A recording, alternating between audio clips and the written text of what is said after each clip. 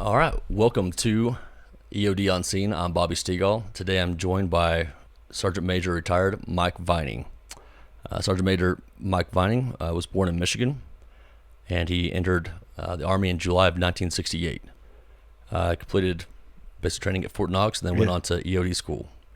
You couldn't go to EOD school, right? You couldn't enlist to EOD school at that time. So the recruiter told me that you had to have an MOS before you went to EOD school because the washout rate was so high. So the recruiter recommended I go to ammunition renovation school. It doesn't exist today, but it was called MOS 55 Charlie. And so I went to ammunition renovation school at Redstone Arsenal. One of the things that we did as part of the course is that at that time, disposal of unserviceable ammunition was the responsibility of 55 Charlies, not 55 Delta. EOD was MOS during that time, 55 Delta.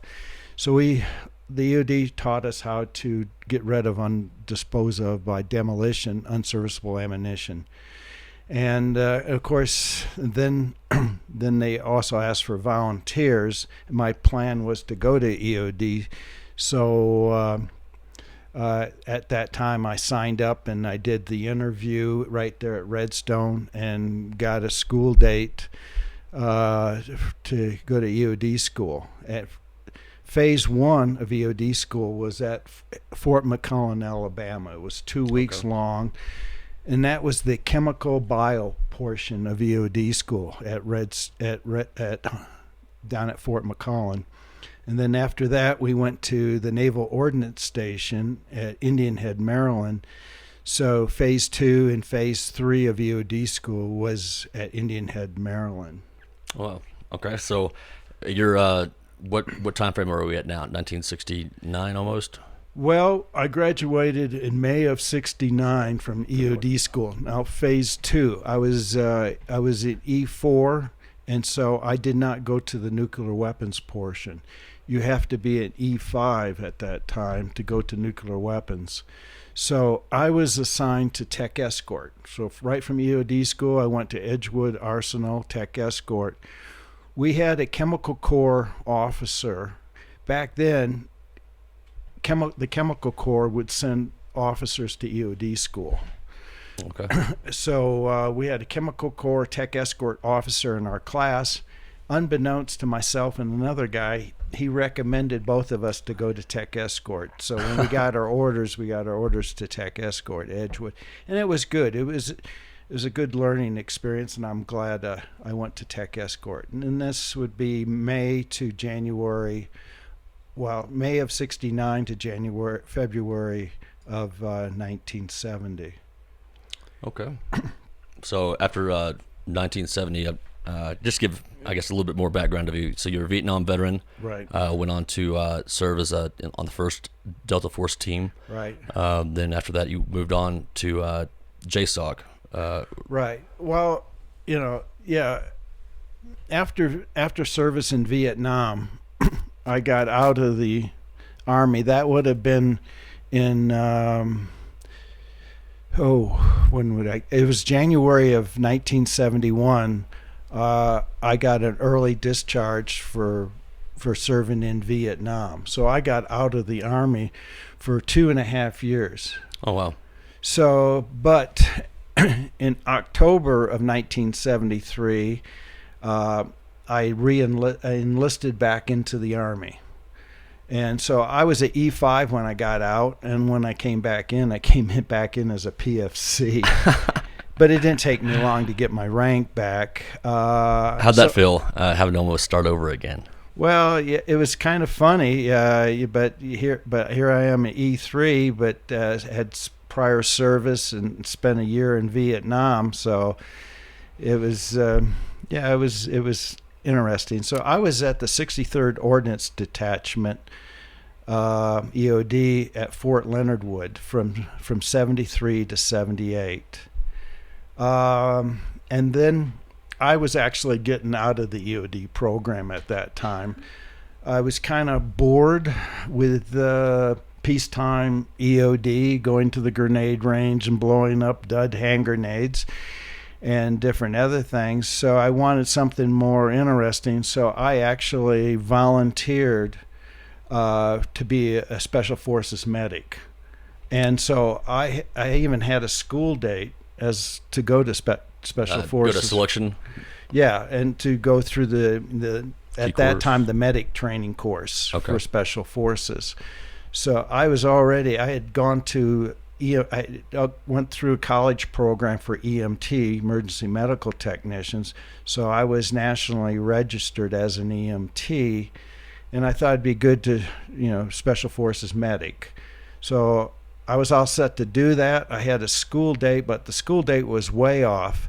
It was in October of '78. And this is like around February of '78. And then at that time, the 543rd Control Sergeant Major called me up and says, "Hey, Mike, they're forming a new unit at Fort Bragg, and they're looking for EOD folks. They're looking for junior NCOs that have had preferably combat experience, and they're wanting 6 EOD folks for this program at Fort Bragg." And he thought I would be a candidate for it. So he gave me a telephone number. I called the telephone number, and the person on the phone says, "Would you come to Fort Bragg for an interview?" And I said, yes. A couple days later, I was at Fort Bragg for the interview, and this was the 1st Special Forces Operational Detachment Delta. So I did the interview, and the commanding officer was Colonel Charlie Beckwith. I interviewed with Colonel Beckwith, and then that was it. I went back to Fort Leonard Wood. 2 weeks later, I PCS'd to Fort Bragg, and I was one of 6 EOD folks that were going through the first operator training course in That's Delta. wild. Yeah. So as a kid growing up, I remember one of the first video games I ever played was Delta Force, and just the adrenaline rush that I got from playing that video game, but also I played Army my entire life. I mean, I had fatigues, Army fatigue since I was probably 8 years old, and so sitting down here with you is something very special to me because I've always admired that career field and the extra oomph it takes to be in that position. Yeah, it was interesting. Now they had already in the fall of '77 and they've already did a selection course for the first operating training course, but the EOD, we came in just at the beginning of the operating training course, so we hadn't gone through the selection and assessment part yet. So we would go through the full operating training course with the understanding that we would still have to complete selection and assessment. So you weren't even guaranteed a spot? No, you never. I was PCS there, but you were never guaranteed a spot in the unit.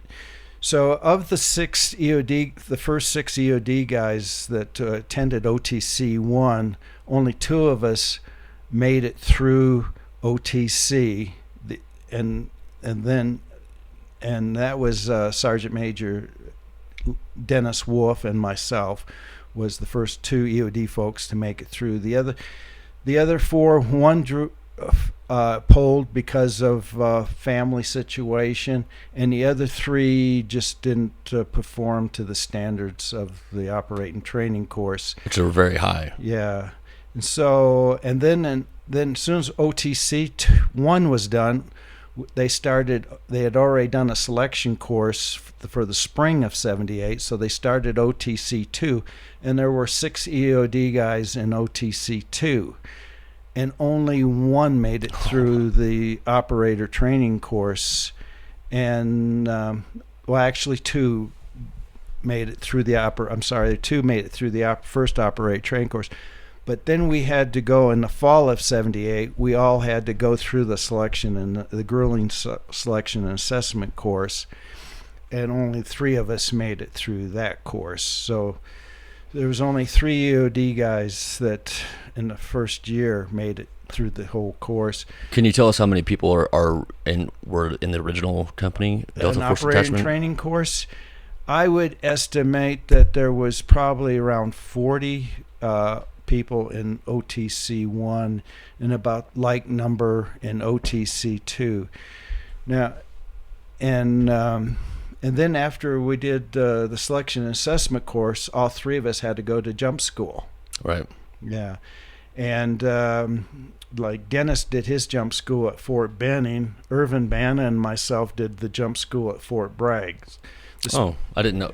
I guess there was a different jump school at Fort Bragg at that time. Yeah, the 7th group was running a jump school at the time, and so we went through 7th Special Forces jump school at Fort Bragg. It's probably a good idea if you're going to be with those guys. Go to the jump school with them. Yeah. Yeah, and the guy who Henry Tillman ran the jump school, and Henry was in OTC 1. He was my team leader in OTC 1, but then he was pulled, and so he went over to 7th group, and then of course he knew who Irvin and I were, so we got singled out for special attention. Oh, sure. But it was brotherly love. Yeah, it was. Yeah. It was. Yeah, Henry was a good guy. That's great. In Delta, we have had a saying that selection and assessment is a never-ending process. So, at any time you did not meet standards, then that was it. So you had constantly meet standards. Wow. So. Well, that's the expectation, though, to be the best of the best, right? And you got to let each other. Up this. If you're not performing at your top level, then it's kind of on yourself to let yourself go, because that's a high intense environment, right? Operating environment. So I can see where that would have to be constantly proven. Yeah, and then later on, it made it that everybody that was operational had to be Halo qualified, so we had to all go through Halo school. Did you like that? Oh yeah. Halo school, I feel like would be pretty fun. Yeah, so that was fun. Did that at Fort Bragg too. Okay. This is kind of a basic where all the EOD units in Vietnam were located, including Air Force, Navy, and Marine Corps. And I was with the 99th Ordnance Detachment EOD in Vietnam. Now we were down south. Okay, 99th. And we were northwest of Long Ben at a place called Phuc Vinh. Let's see where. Yep. Here's Phu Trong. That's Phu Trong. Yeah, Phuc. There's Tay Ninh, An Loc. Could you pull this out so I could see the units where the 99th? Right there's the 99th. Now they had 99th on this map is located at Long Ben. It wasn't located at Long Ben until after I left the unit, and we moved in the spring of 1971. We moved to Long Ben, and that was after I left. But we were actually located at Phuc Vinh, kind of up in this location right up here. That's where the 99th was. Okay, and this is Cambodia, right here. Cambodia is the gray area.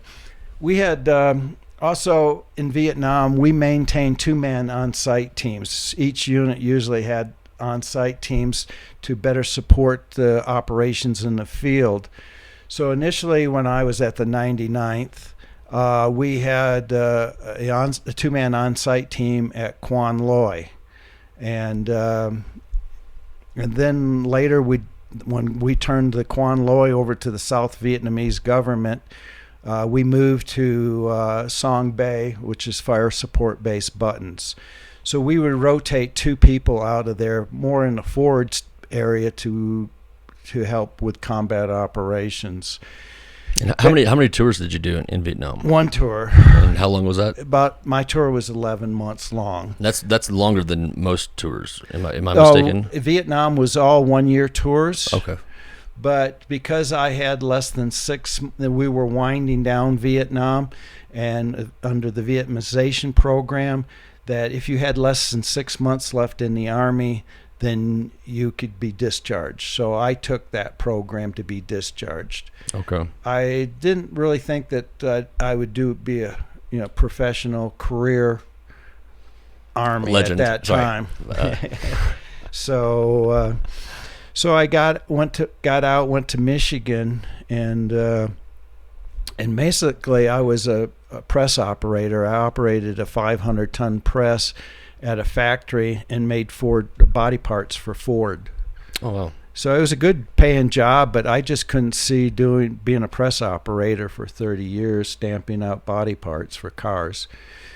So that's when I decided to come back in. And your time in Vietnam, you saw several engagements, correct? Yeah. The biggest thing was during my time in Vietnam, we got to go into Cambodia, the sanctuaries, for 2 months. President Nixon authorized us officially to go into Cambodia in May of June of 1970. So in May and June of 1970, President Nixon authorized American forces to go into Cambodia officially. And so we did. And this was the North Vietnamese sanctuaries where they would recover and stored their weapons, ammunition. They had schoolhouses, hospitals. They had a lot of facilities set up in Cambodia because we were limited in what operations we could do in Cambodia. So some of the missions that I was involved in Cambodia was one of them was Rock Island East. Rock Island East was named after the Rock Island in Illinois, the Rock Island Arsenal that's in the Illinois area, and it was found by a pink team, helicopter team, from the air, spotted the caches of ammunition and weapons in the jungle. So 1st Cav, 2nd to the 12th did a combat assault in it. They secured it with the loss of, I think, of 12 people were killed trying to take over Rock Island East. And once they took it over, it became the largest enemy weapons and ammunition cache in the whole Vietnam War. There was over 320 tons of weapons and ammunition. And so they started backhauling some of the weapons out of there. And then we were called in. So we had an 8-man EOD team. We were a composite team. There was 4 of us from the 99th, and then the other 4 were from different units. And Captain Sholian was in charge, and he has since passed away, but he was in charge of it. And so we destroyed probably about 72 tons of ammunition there, and that was quite an interesting operation. These caches were set up in the jungle along a trail, so we had to connect. We had to place C4 all over the cache sites. Did it look like this from this picture? Oh, you look right here. No, this was in the jungle. Let's see. Rock Island East. It was in the jungle. Okay. It was like dark. I mean, it was triple canopy jungle. It was gosh. like nighttime in there, and it was amazing that they spotted the helicopter spotted the cache. And so we had to use dual deck cord lines and stuff like that. So when we got all ready to blow the Rock Island East up, we had a 2-ship clear area for 2 helicopters to land. And so it was just Master Sergeant Mike Land and myself on the ground as EOD, and we had a security element from Echo Recon 2nd to the 12th to do perimeter security. We also set up explosive charges around the HLZ to go off after we left the HLZ to keep the enemy from retaking Rock Island East, and to cut our firing system lines.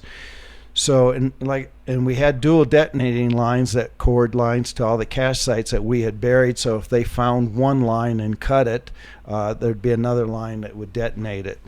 So we used over 300 cases of C4 on the cache site. 12 cases of det cord. How many blocks are in a case? Just so people have an understanding of how many.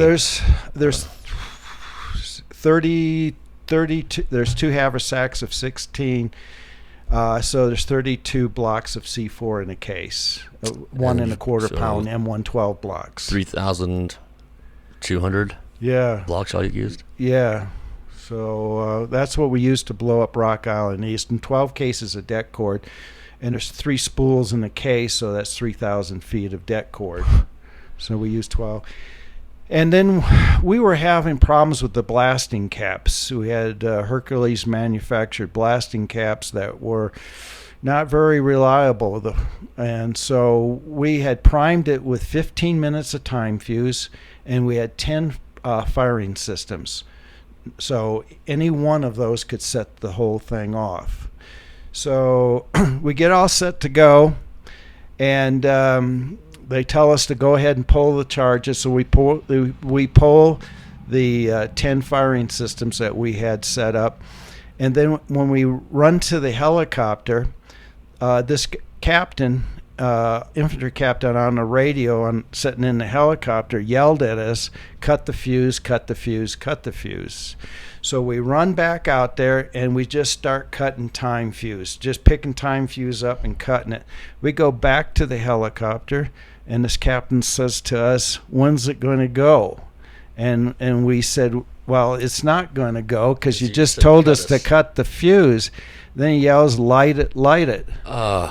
So we don't have any more fuse igniters, M60 fuse igniters. So what we have C-ration matches. So we go there and we start splitting time fuse, putting match heads in it. So time fuse is like a plastic, small plastic tube, and you can filled with black powder. Exactly. So we would split the time fuse, put a match head in it, and then light it with another match. And if you're real quick, you can get, when it back spits, you can get a second light off the fuse.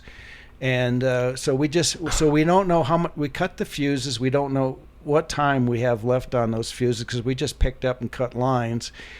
And so we're there lighting time fuses, and then our scare charges, our perimeter charges that we had set up, started detonating. That means enemies coming towards you, well, right? that was just to keep the enemy at bay, because we were constantly being probed. They wanted, of course, take their ammunition cache back over. So our perimeter charges that we had set up started detonating. Well, the pilots, the helicopter crews, don't know nothing about perimeter charges and that stuff. So in their minds, I believe they thought we were taking in mortar fire. Okay. So you can look over to the helicopters as we're lighting time fuse. You can see they want to leave, and they want to leave now. Right. And we're lighting fuses. So we run back to the helicopter and get on the 2 helicopters with the security element. And they can't lift off. They're overweight. The helicopters have been operating. These are old Huey helicopters. And so the door gunner taps me on the shoulder and says, "You're going to have to get off and get on the helicopter behind." And he said that to a couple of the infantry guys. So I get off the helicopter with 2 infantry guys and going to get on the helicopter to our rear. And they have the same problem. So they're dropping off a couple people. And then I watch as the helicopters are just slowly making their way out of the HLZ, the helicopter landing zone. Without me, we're on the ground. So I'm going to go and cut the fuse again. So I'm just about to do that, and then out of nowhere comes this helicopter that had been in orbit up there, and that was empty. And he came down and picked us up. And we got out of there just in time. We took some enemy fire, leaving, and then we were, I would try to estimate, maybe we were like 5 miles away when it actually blew. And but we're talking about how many tons again?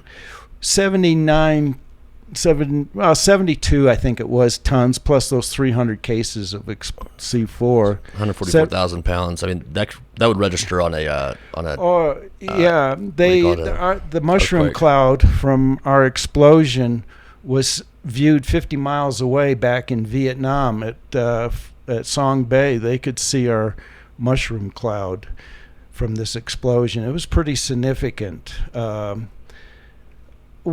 few weeks later, I flew into the same area on a helicopter, and you could see the devastation that it did to the jungle.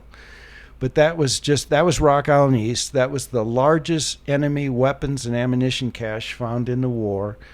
And then the second largest enemy and weapons cache, also in Cambodia, was called the City. Now, I did not go on the City.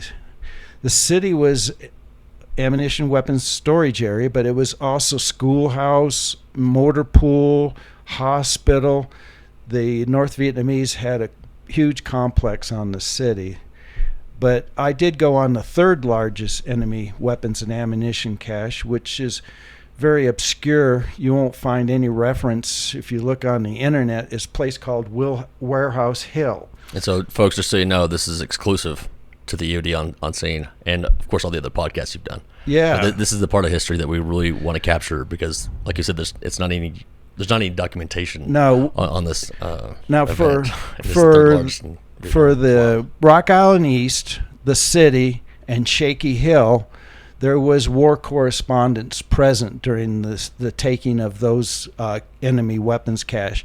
But at Warehouse Hill, the third largest, there was no correspondent to report what took place there. So I cannot find any reference other than I do have the EOD Unusual Incident Report that covers Warehouse Hill. Warehouse Hill was a ridge, and they dug tunnels inside this ridge on both sides of the ridge that they had weapons and ammunition stored underground. So on this one, was a 4-man EOD team from the 99th that blew that up. And back then, I was 5'6" and probably weighed 130 pounds. And oh my gosh! And then and another guy, Ben Scooter. He was my same build, so the two of us were the ones that went underground to place all the explosives to blow up Warehouse Hill. I forget the size of it. I do have the report, but it was the third largest, and that, like I say, it was all underground. How long do you think it took them to surmount all those weapons cache and ammo? Well, a lot of the stuff, the soil in Vietnam is a tropical soil called laterite, and it's kind of like a hard clay, and it's excellent for digging, excellent for making tunnels.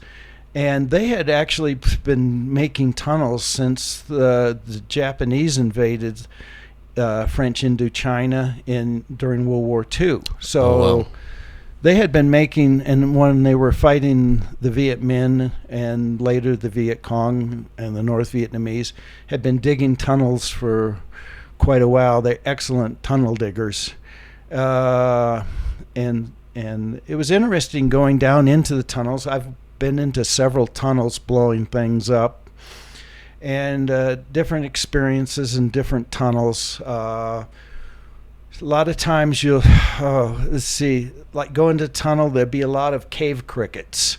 So what's a cave cricket? Yeah, the cave crickets live in the tunnels, and I go into some of them.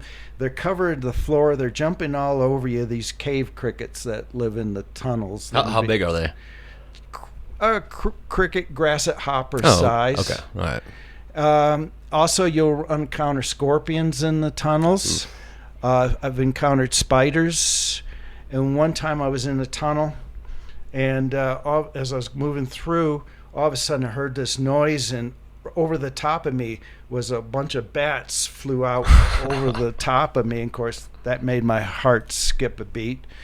And they put everything down there. Well, I've blown up bicycles, like a tunnel filled with bicycles, tunnels filled with fuel, gasoline, and they had medical supplies. Everything was buried underground. And the laterite also is because it's kind of its elasticity absorbs ground shock from bombs. So a bomb can blast right near a tunnel, but maybe not even cave it in because of the type of soil. So you have it almost has to be a direct hit. A direct hit. So would that explain why we dropped so many, or had to drop so many bombs? Yeah. And the one stat I saw that we dropped more bombs in Vietnam than all the ordnance dropped in World War II. It wouldn't surprise me. Yeah. This is a picture of you, I'm assuming. Yeah, right? that was, well, it's a little blurry, but yeah, I carried about, you can see the magazines, those are 20 round magazines, 5.56. I carried about 200, my basic load was 270 rounds of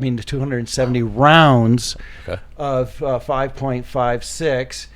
I had a pack with the 3 days of food. Eventually I carried 12 quarts of water when I went into the field, because one time we were doing an operation and we ran out of water and we couldn't get any more water. Wow. And how long were you without water?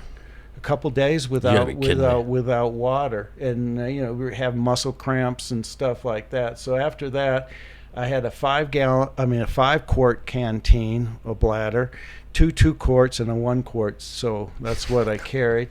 And also, I would carry between 1 haversack to 2 haversacks full of explosives. So a haversack has 16 sticks of M112 1¼ pound, and so I would carry 1 or 2 haversacks of explosives going into the field with all the priming systems that I needed. What was your total weight combined? Do you know? Had to be nearly 100 pounds, right? Yeah.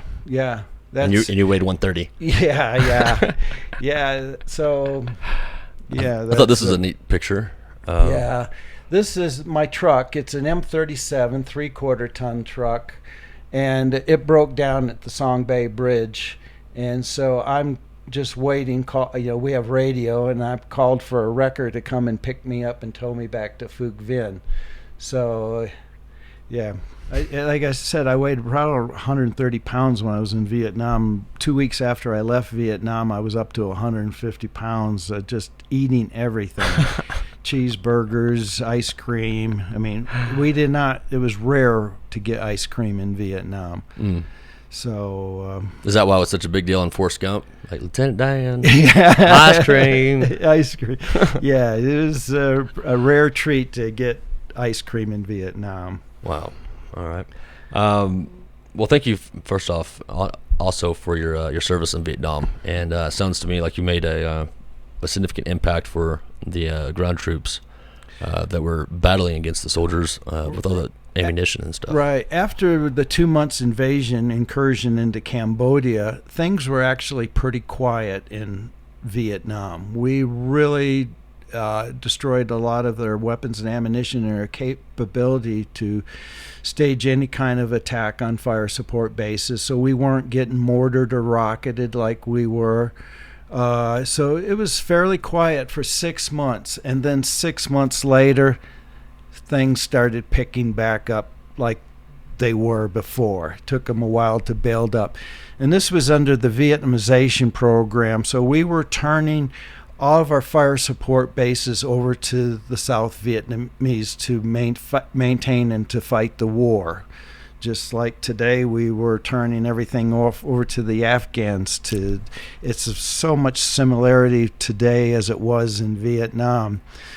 For example, a fire support base, Granite. I was at Granite several times, and then after we turned Granite over to the South Vietnamese, and we had to actually build Granite back up to their standards before they would accept a fire support base.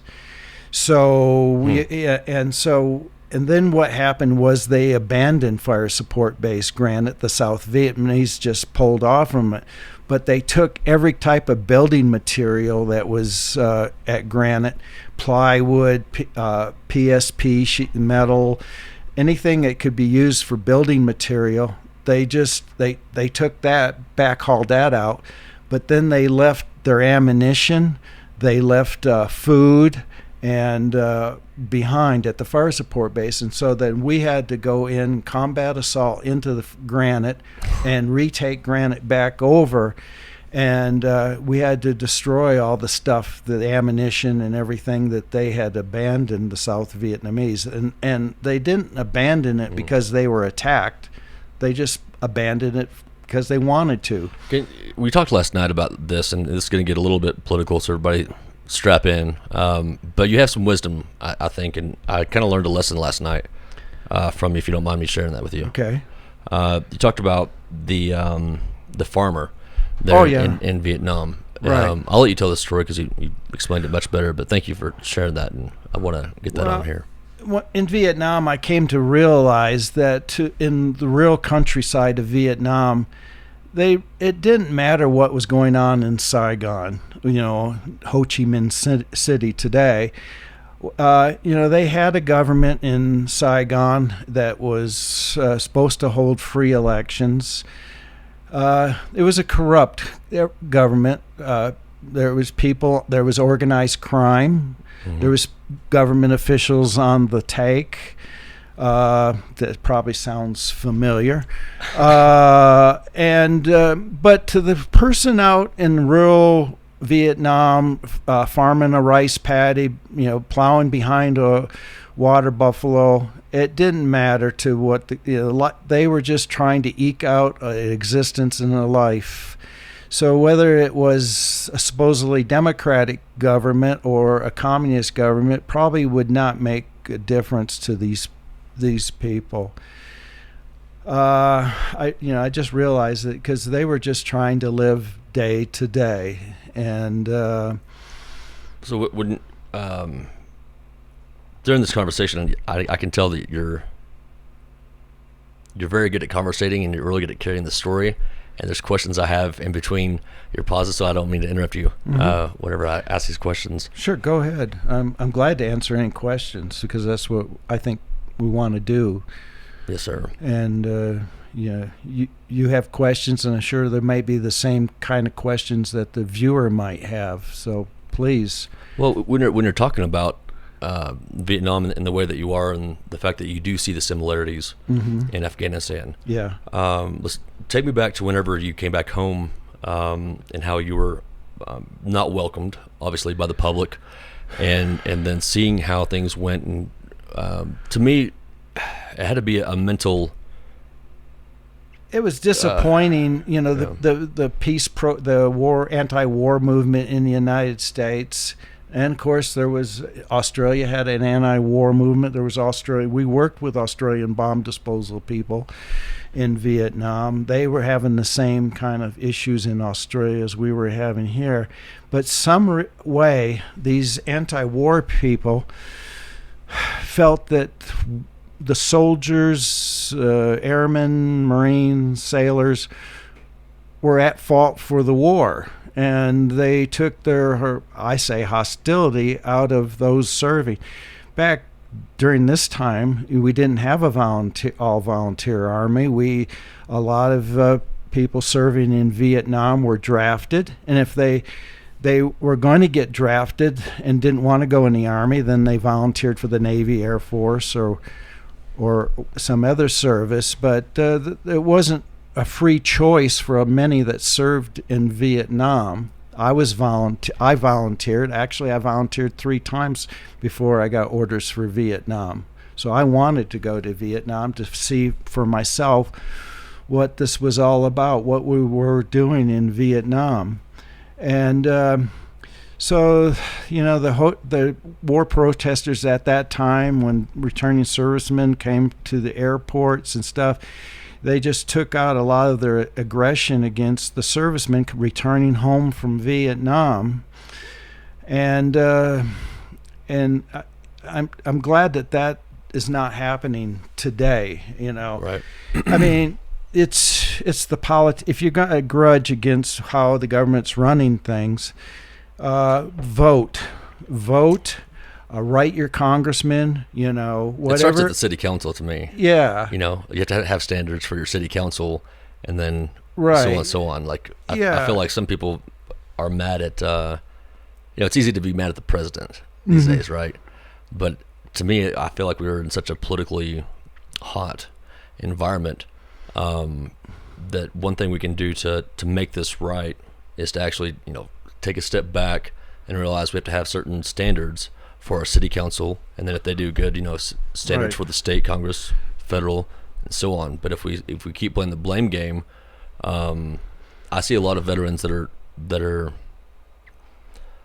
having a hard time emotionally with all that's going on, especially with people getting on social media and saying how angry they are, and hate breeds hate. Right. And that's something that I really think is a different take on the negativity for soldiers these days versus Vietnam. This is still the same battle, the mental, having a positive attitude. I just wonder what kind of advice you would have for people like in Vietnam. They took their aggression out of those who served. It's not. I can see a positive thing today is I don't see any signs of the people taking their aggression out on those that served in Afghanistan and Iraq. I get all the time. I wear my Vietnam veteran hat. I get all the time from very young people. I mean, kids. Thank you for your service. That's awesome. That you didn't hear that during Vietnam. Right. I think that makes a difference. What the soldiers, sailors, Marines, airmen do in Afghanistan, Iraq, Syria is well respected among the U.S. citizens. But I can see that looking at 20 years of global war on terrorism, being in Afghanistan and Iraq, and then losing friends getting seriously maimed that you served with, and it's like, what did we accomplish? Well, like in Vietnam, today it's totally different. It's still a communist government, but we work, steadily with Vietnam. We have a good political relation with Vietnam. A lot of products we buy, like this table that we're sitting at right now, came from Vietnam. Wow. I mean, it's odd. Like in Germany, during World War II, now we're buying German cars. We're buying Japanese cars. Back then, World War II, for example, we had a nation-building plan. We didn't have a nation-building plan in World War I, and that's why we had World War II. Agreed. So we had in Europe, we had the Marshall Plan, and in Japan, we had General MacArthur. And instead of tearing those nations down, we built those nations up to be productive nations in the world. Germany and Japan, and now we buy their cars, and now we're buying furniture from Vietnam. We're buying tents and backpacks from Vietnam. A lot of products come from Vietnam. Well, we weren't involved too much in the nation building, but of Vietnam. But it was tough after we left Vietnam, and they, of course, everybody felt that we abandoned them when I think we did abandon them in Vietnam. After we pulled out combat troops in '73, we stopped funding South Vietnam. So it was going to fall. It was doomed to fall, and it fell in 1975. Well, so I mean, just for instance, I got a somebody posted on one of our private groups an interpreter who had reached out to them. This guy's legitimate, worked with several EOD techs from what I can tell, and he's talking about how his father was killed, and now he's worried that obviously he's going to be killed, and that fear of abandonment. I see a lot of people get on social media, and this may be the part that you don't see, but people get on social media that haven't been in the military, saying, how terrible it is, la-di-da-di-da-di, and the weight of these soldiers trying to figure out how to help their interpreters get over here. It's almost overwhelming because you're getting, getting a lot of emotions, Right. just from this internet connection. Right. And you may be doing it right. You're only on one platform, so maybe that's some advice I could give. Yeah. Guys. Well, of course, there was a mass exodus from Vietnam when it fell. They were flying helicopters out to the ships, and if they couldn't land a helicopter on a ship, they were ditching the helicopter near the ship. They were grabbing every watercraft they could to go out to the ships. And, of course, those that were rounded up that supported the Americans and went to re-education camps. Oh, and that doesn't sound good. Yeah, they spent many years being indoctrinated into the communist way of life. That was tough. I've heard stories about the education camps that the communists had set up. But right now there is, even though it's a communist government, there is a lot of capitalism that they allow, selling products and different other things, capitalist enterprises that are being allowed to go on in Vietnam. I haven't been back to Vietnam since I left, but I would go back. Vietnam was a beautiful country. Yeah, from what I can see, it's absolutely gorgeous place. Yeah, and the people, the ones that weren't shooting at you, but there were so nice and friendly people. And I worked with some of the indigenous people too in Vietnam, like the Montagnards. I'm not familiar with these. Yeah, the Montagnards are you got the Hung people up north. We had where we were at Montagnards, and these were indigenous people that occupied the area before the Vietnamese occupied. And there was certain hostility between the Vietnamese people and the indigenous people.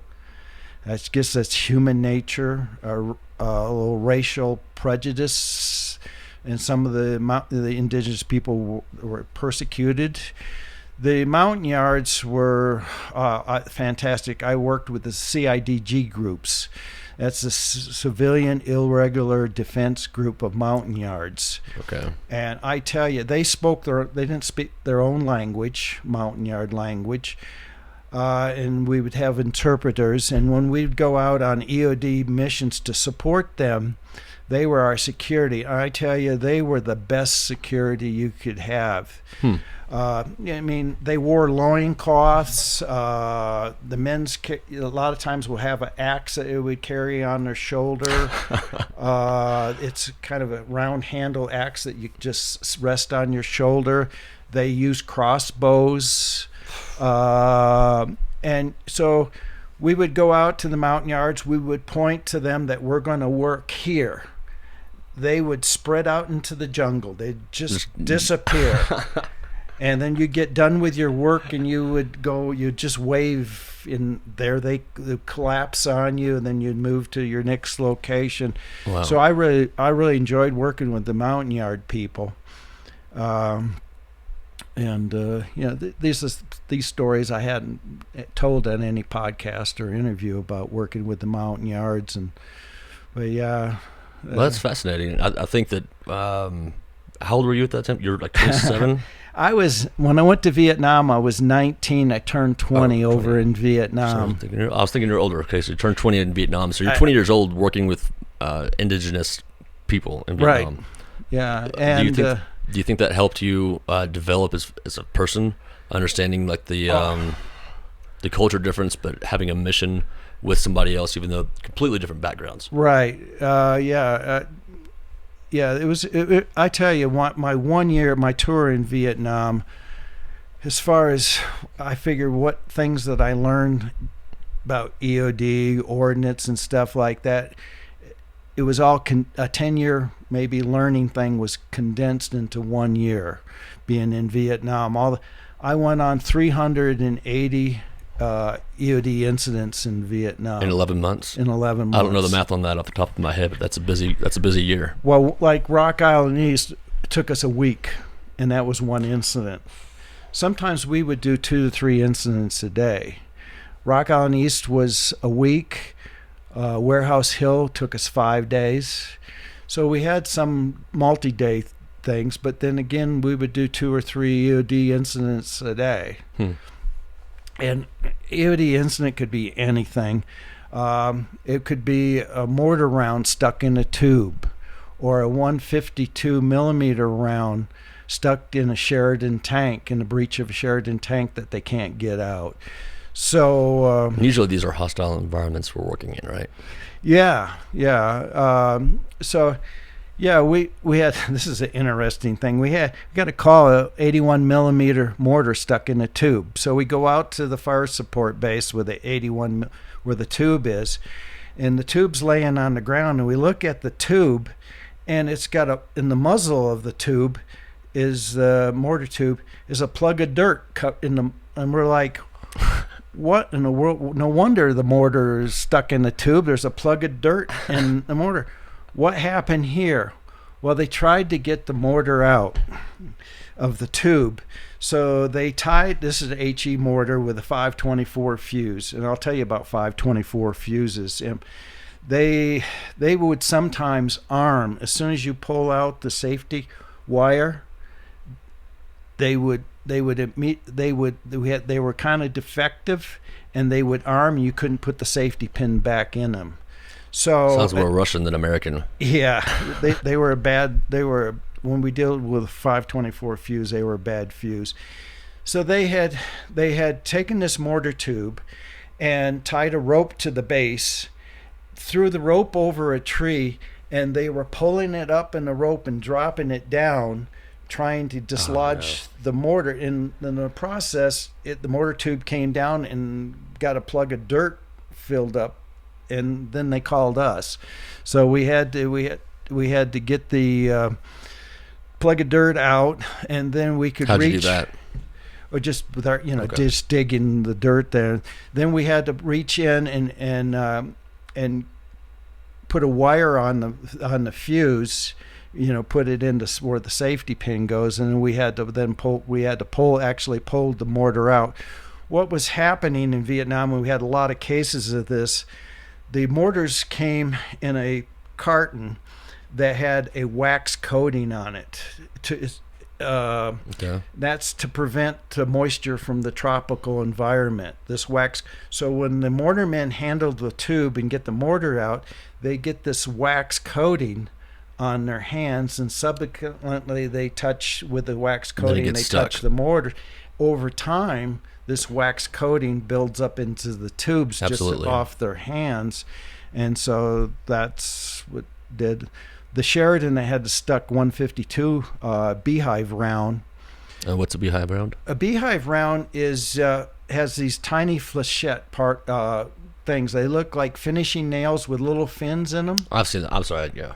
Okay. And so there's like 1,000 of them, or however many of them. Yeah, tens of thousands of them in a 152 millimeter. And they come with anticoagulant, right? Yeah, there's a powder in there, and so armor vehicles like the Sheridan and the M60 tank and stuff. A lot of times when they're moving, they carry the beehive round. Always keep a beehive round in the chamber, because if you're ambushed, usually that's the round that you need to fire during an ambush, the beehive round. Because it's going to scatter and it's going to send thousands of these little miniature nails. So they always carry those in the round. Well, this one has been carrying. They didn't have a muzzle cap on. I guess water got down the muzzle of the Sheridan tank. What they do ever so often, they just fire the round and put a new round in. When they went to fire this one, it wouldn't fire. So they went to open up the breech block, and the breech block wouldn't budge. Yeah, wouldn't open up. So they called us in there to remove it. And normally, if you can get the breech block opened, and if it's stuck in there and you can't push it out, they have you can actually fill the muzzle in with water and put in a small blasting cap in there, and you can blow back. But in this case, the breech block wouldn't open. So we went there. And that's the door, so everyone knows. That's the door to the... Yeah. Right? Yep. And so we used a tin cap blasting machine. We hooked it up to our tin cap blasting machine, and we couldn't get it to go to fire because it's electrically initiated. Okay. And and then we could not get the breech loaded. They had to bring some technician in from somewhere, specialists that flew in and actually had to disassemble the whole breech block to get the... But we couldn't. But those are some of the incidents that we would get called in on. In Vietnam, we was because World War II took place in Vietnam and Indochina. We would run across Japanese ammunition from World War II. We would run across French ammunition when the French were... So we'd see just about everything you could imagine. And At 20 years old, that's a lot of responsibility as a young man. Yeah, Or as a young person at all. And we didn't have any IEDs in Vietnam. Well, you had the booby traps, right? We had booby traps. We didn't have IEDs. I see what you're saying now. Yeah, we called them booby traps in Vietnam, but we didn't call them improvised explosive devices. Well, those were anti-personnel mostly, correct? Well, they would if they found a 500-pound bomb, they would take the fuse out, bury it in the road, and they could electrically initiate the 500-pound bomb, just the same that they did in Afghanistan. Over a pressure plate or something. So they improvised. Yeah, some of it was anti-personnel, but they would use anything. If they found a 155, when the infantry, like this one bunker complex that this infantry unit seized, they had booby traps set up in this bunker complex. So before the infantry moved in, they called us. So we flew in, and so whatever unit needed us, they were responsible to get us there and to get us to go where we needed to go afterwards. So we would go to some helicopter pad. And we'd pick up a few cases of explosives. We would fly in there, and we also had to go through repelling training while we were there in Vietnam, because in some cases we might have to repel in to the jungle to support the infantry. So we went through repelling training, and so like there'd be a 105.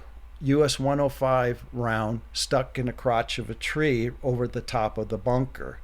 So that's an unlucky shot, I guess. Yeah, so if they moved in, then the Viet Cong would then initiate the 105 that's above their bunker, for the troops. So we had all kinds of stuff like that. They would take bomblets and like the blue 3Bs bomblets. Drop from dispensers. So yeah, how would you describe that? It's a container that drops more miniature bombs. Right. It's a bomb live unit. It's about blue 3Bs, about that big, and it's full of metal ball bearings, I guess, in a thing. And they would pop the cap off where it's an impact fuse, and then they would make it into a anti-personnel pressure mine. Also, they had their version of Claymore mines. They had the different DH mines, the DH5, the DH10 mines.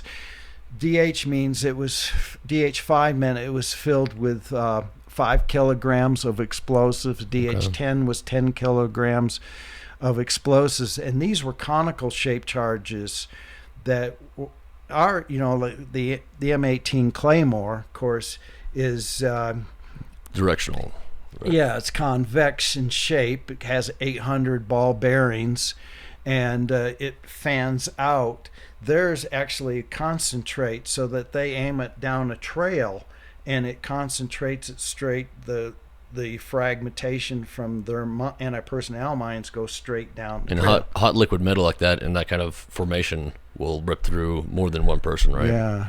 So and they would have it hooked to a vine, and so you trip the vine, which initiates the whole process. There's some of the things that we encountered.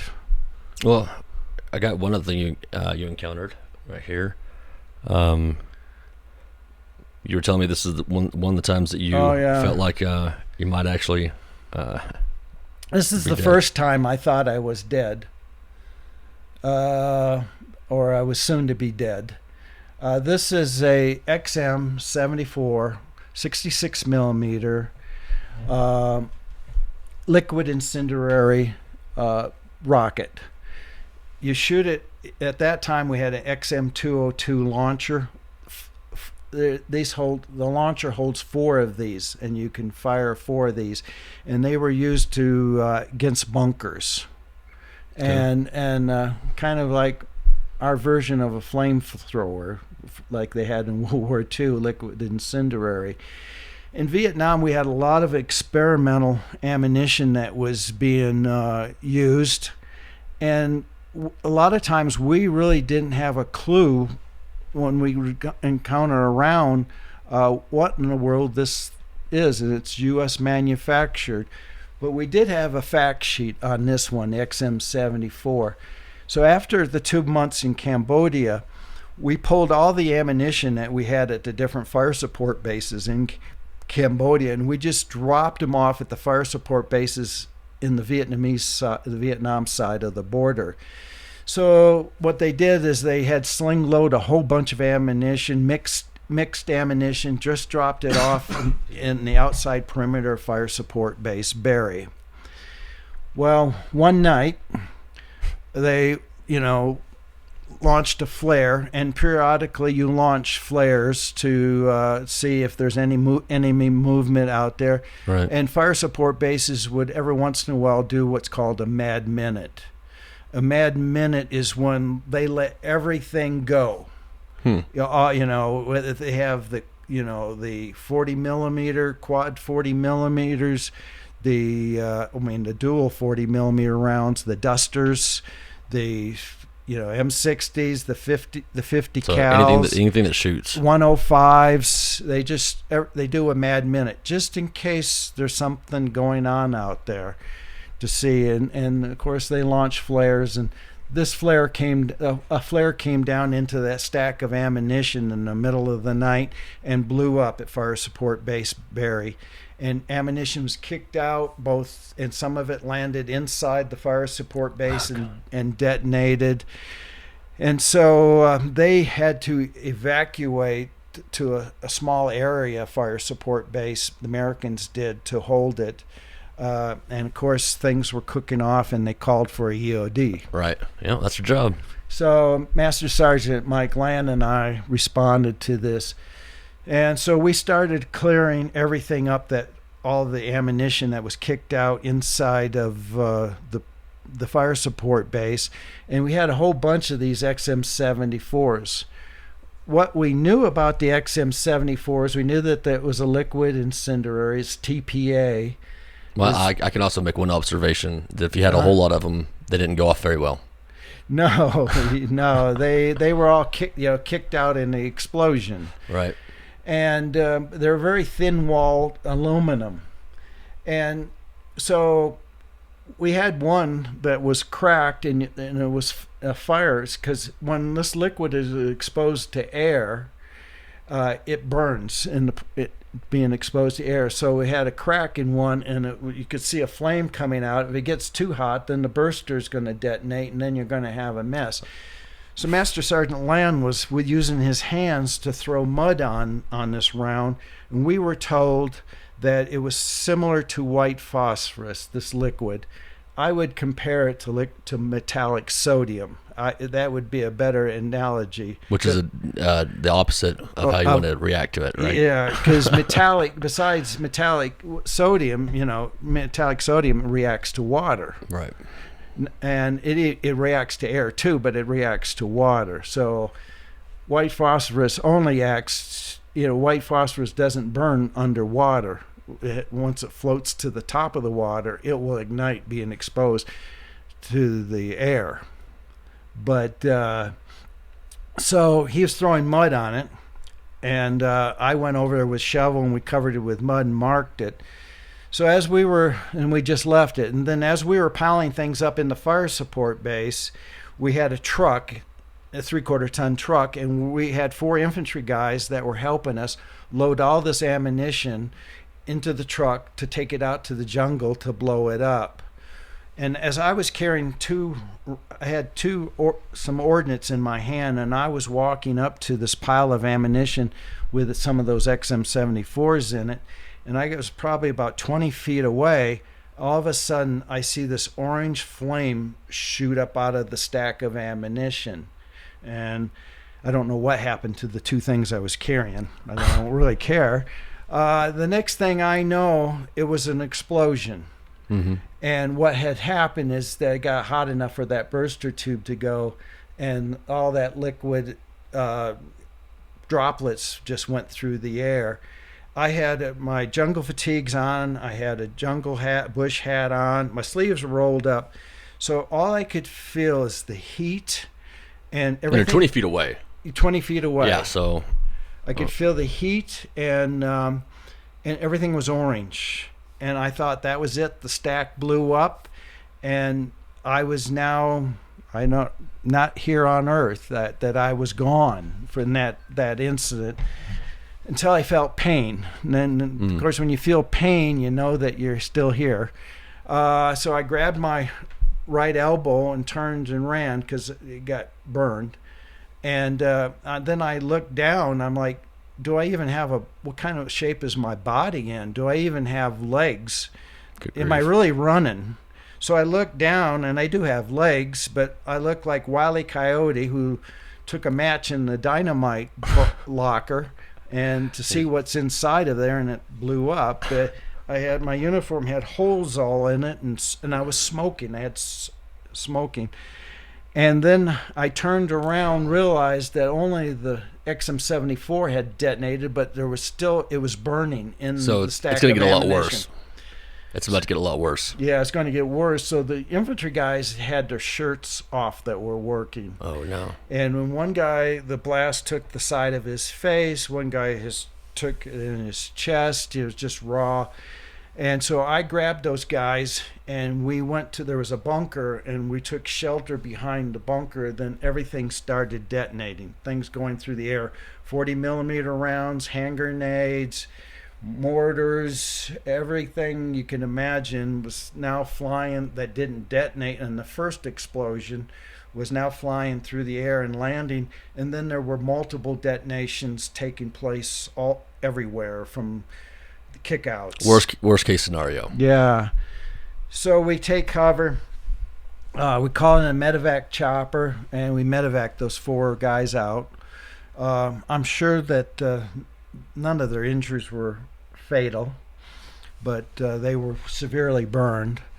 Yeah. And and Master Sergeant Land was also burned on his hands. But then we again evacuated to the small part of the fire support base, and the colonel there said that he couldn't provide us with any more help to clean this up. So we just spent the night there, let all the explosions die down, and then the next day we continued to clean up fire support base Barry, and we that round that was buried, we had to do something with it. So we got a 105 wooden box that you can hold 2 105 rounds in, and we put sloppiest mud we could find in it. We dug it up really quick with the shovels, put it in the mud, covered it up with more mud, and then we put an engineer stake through the handles, lifted it up on our shoulders, and took it out to the jungle to blow up. Well, it was a few years later, I went back into the Army in 73, and I had to immediately go through EOD refresher school. Right. And then in EOD refresher, they were covering this round. And whatever you do not, if it starts to see a flame, do not put water or mud on it, because it will also react with water. So I do not know why it was burning and we put water and mud on it, why it did not blow up on us. Yeah, it should have cooked off. But it didn't. So we were lucky. Very lucky. Yeah. Wow. Well, I'd say that's it's probably some pretty good snippets from your Vietnam experiences. And we talked a little bit about how I got to Delta. The first, Delta, of course, actually was formed up in October of 1977, and we did not we had to go through a validation process. So we actually did not become what you call operational until, I think it would have been October of 1979 when we fully stood up and became operational. Now, there was an organization that a lot of people heard about during that time called Blue Light. I don't know if you've heard of Blue Light. I've not. A lot of people, especially the media, don't know the difference between Blue Light and Delta. Blue Light was a separate organization that was composed of 5th Group people from 5th Special Forces. They stood up a cell in case we had a counter-terrorist threat that needed to be tackled. Then Blue Light would have took that until we became operational. Okay, so kind of like a fill the void kind of situation. Fill the void thing, and that was 5th Group Special Forces that were Blue Light. Now, once we became operational, Blue Light was disbanded. But we went to Blue Light people and said, hey, we'll welcome you into Delta. They said, okay, good. And except for we said, Beckwith said, you got to go through selection and assessment. And right. A lot of them said, there ain't no way. They didn't think that they needed to go through selection and assessment, that they should just laterally transfer to Delta.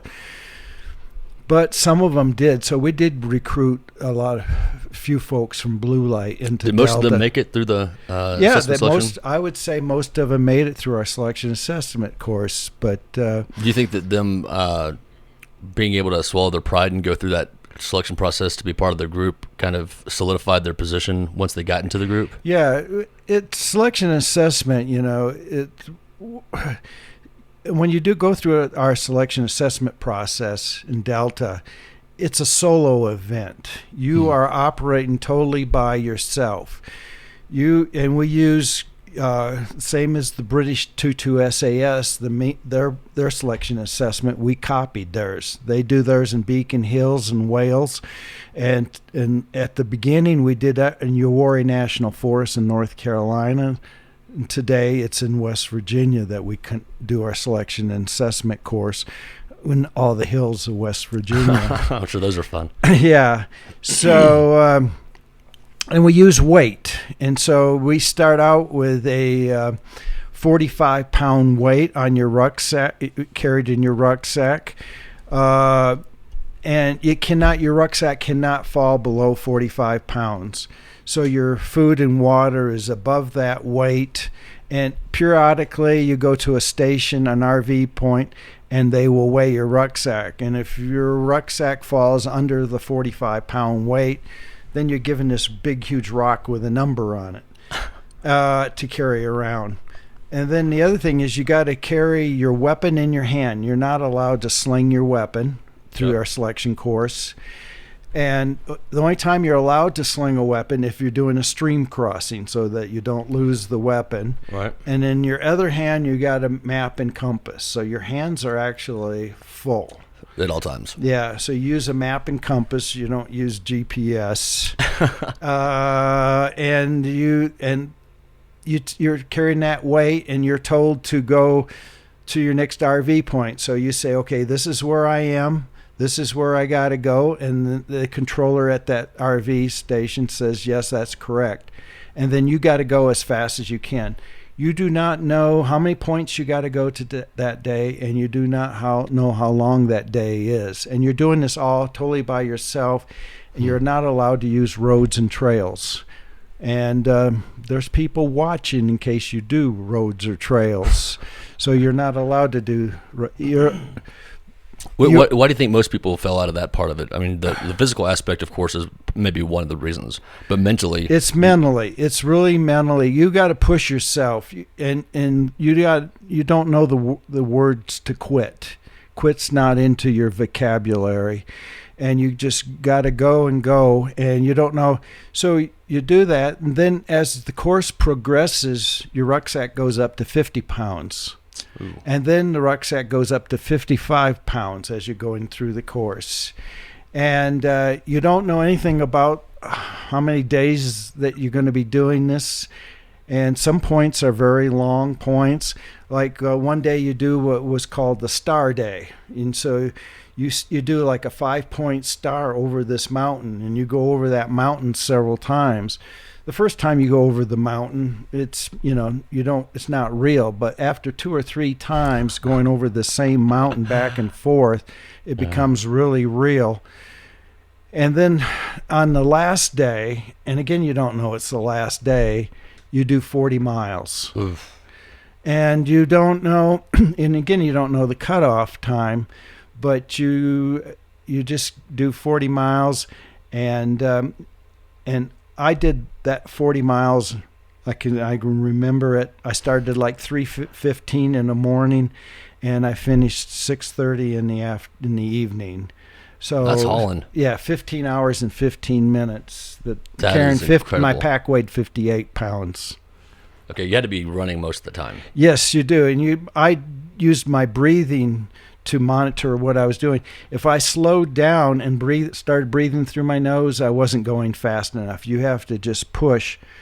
And I had my pant pockets were filled full of caramels, and I was just eating caramels.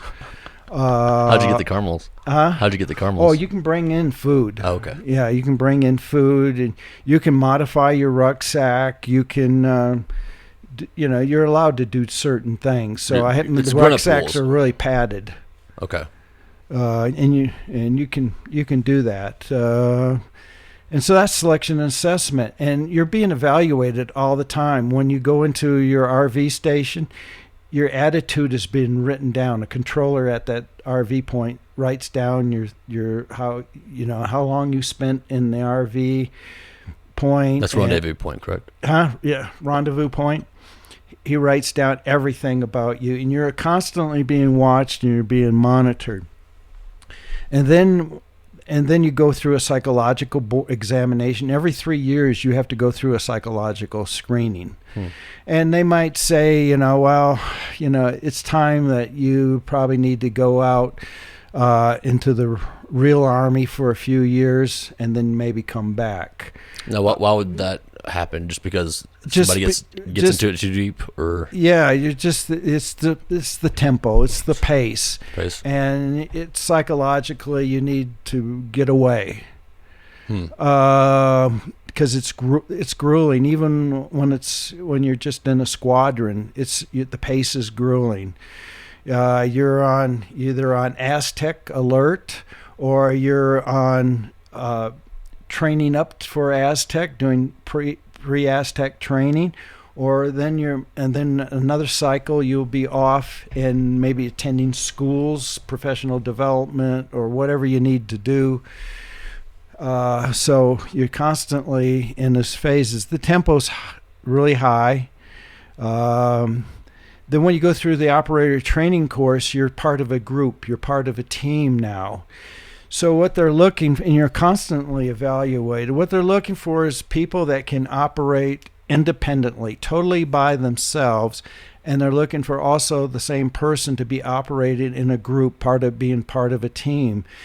That's a unique kind of person. Yes, because there are people that function better by themselves and don't function in a team, and there's people that function only in a team environment. So we're looking for somebody that can operate in both, on a single mission with just you, or you're in part of a team, or if you're the only one left. Yeah. So, and you just don't know the words to quit is not in your vocabulary. And you have to have that mentality before you go there, or do they teach it to you? You have to have it before you go there. there's no harassment. It's not like SEALs, the BUDS training where, you got Hell Week and stuff like that. When you go through the selection assembly, there is no harassment.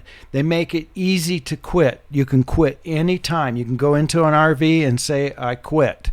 And nothing happens. You get on the vehicle, you go back, and you process out. You're given a certificate that land navigation certificate, So you get to take something home with you. And you can go through.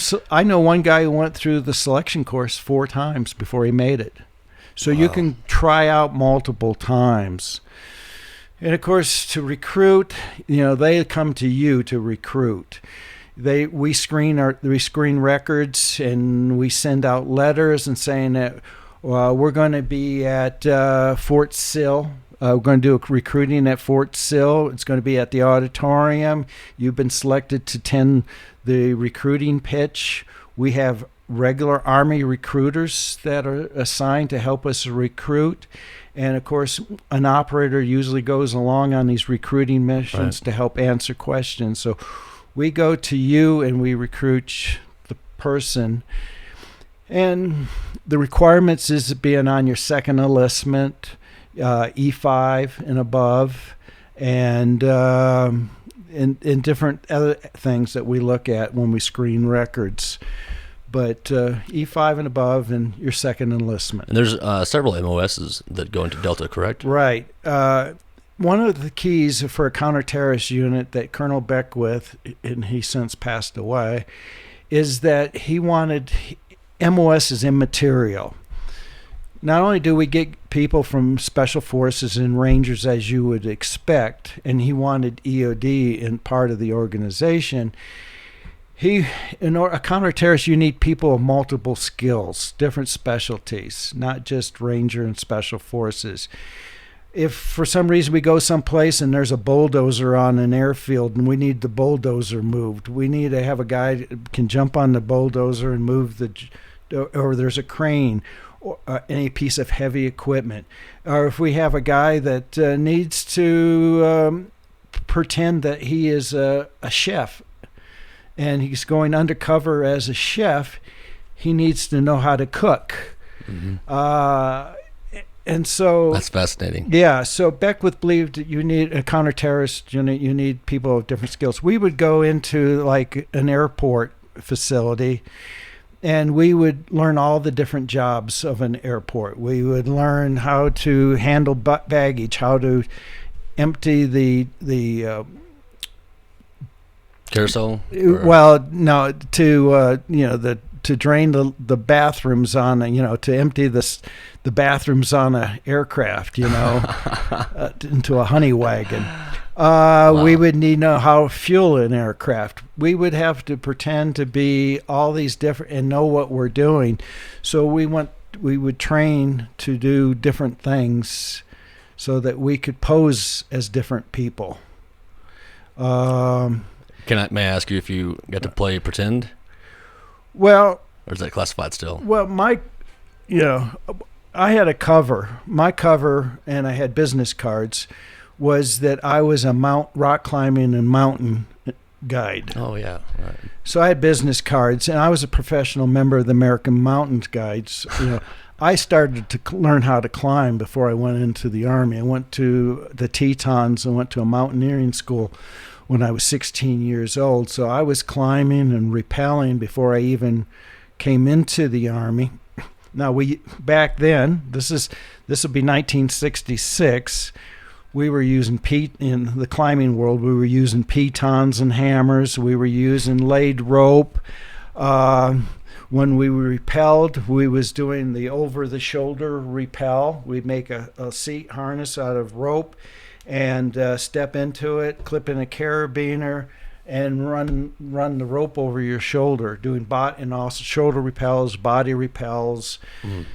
It's before clean climbing came on, nuts and chocks and cams and all the cool equipment. Yeah, all the cool equipment and nylon, regular Kermantle ropes and stuff like that. But so I learned the old way of climbing and progressed to the new way. Probably taught you a lot about maintenance of your equipment too. Yeah. But and I did it for a hobby off duty. I was always climbing. On leave, I'd be climbing. We'd get a bunch of us together, go out to Rocky Mountain National Park on leave, and just climb. So you stayed in shape even when you weren't on the job. I was in a mountain team when I was in Delta and B Squadron. So I was in B Squadron after I got out from 78 to 85. And then in 85, I felt I needed to leave the unit and work my MOS. So I went to the 176 at Fort Richardson, Alaska, and it was supposed to be a 3-year assignment. But I was there in the winter of 1985-86, in January of 86. I was called back to the unit. And I was called back to Po Aztec, and they let me go, released me from the unit, because in Alaska there's not much going on in the wintertime because everything's covered with snow.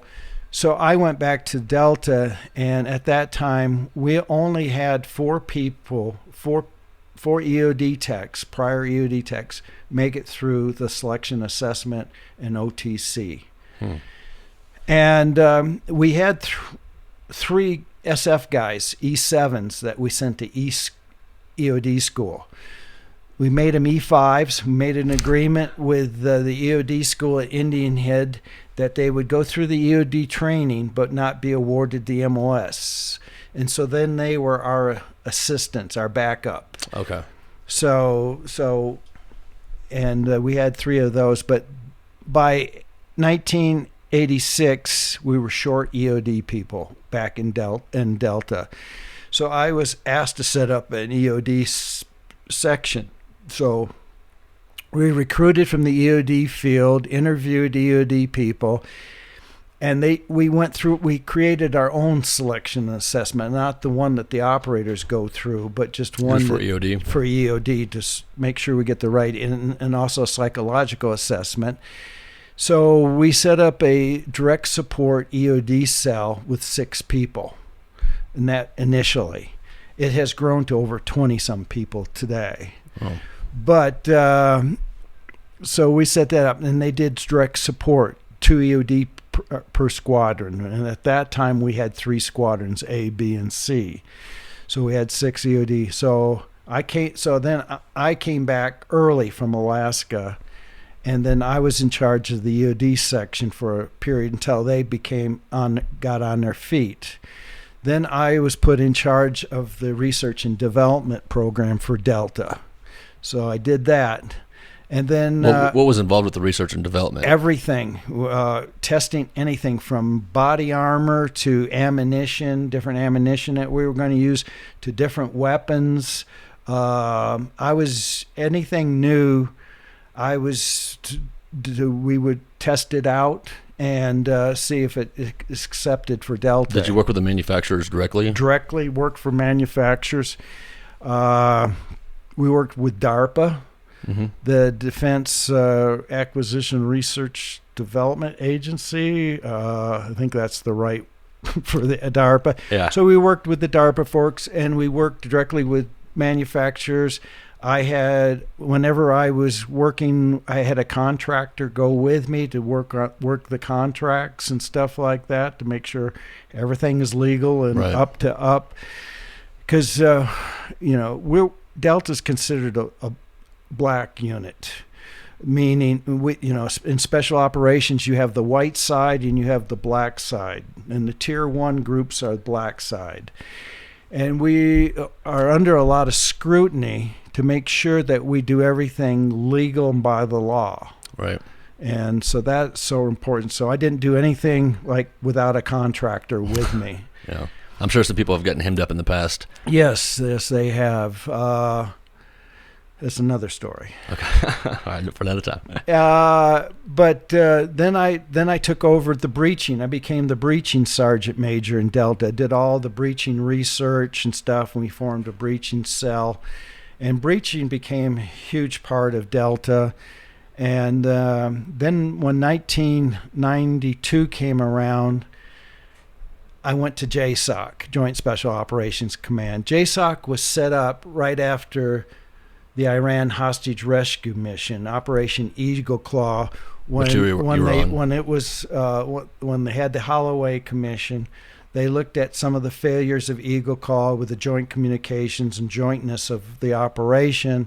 And so they recommended the Joint Special Operations Command be set up to unify all this and to run exercises.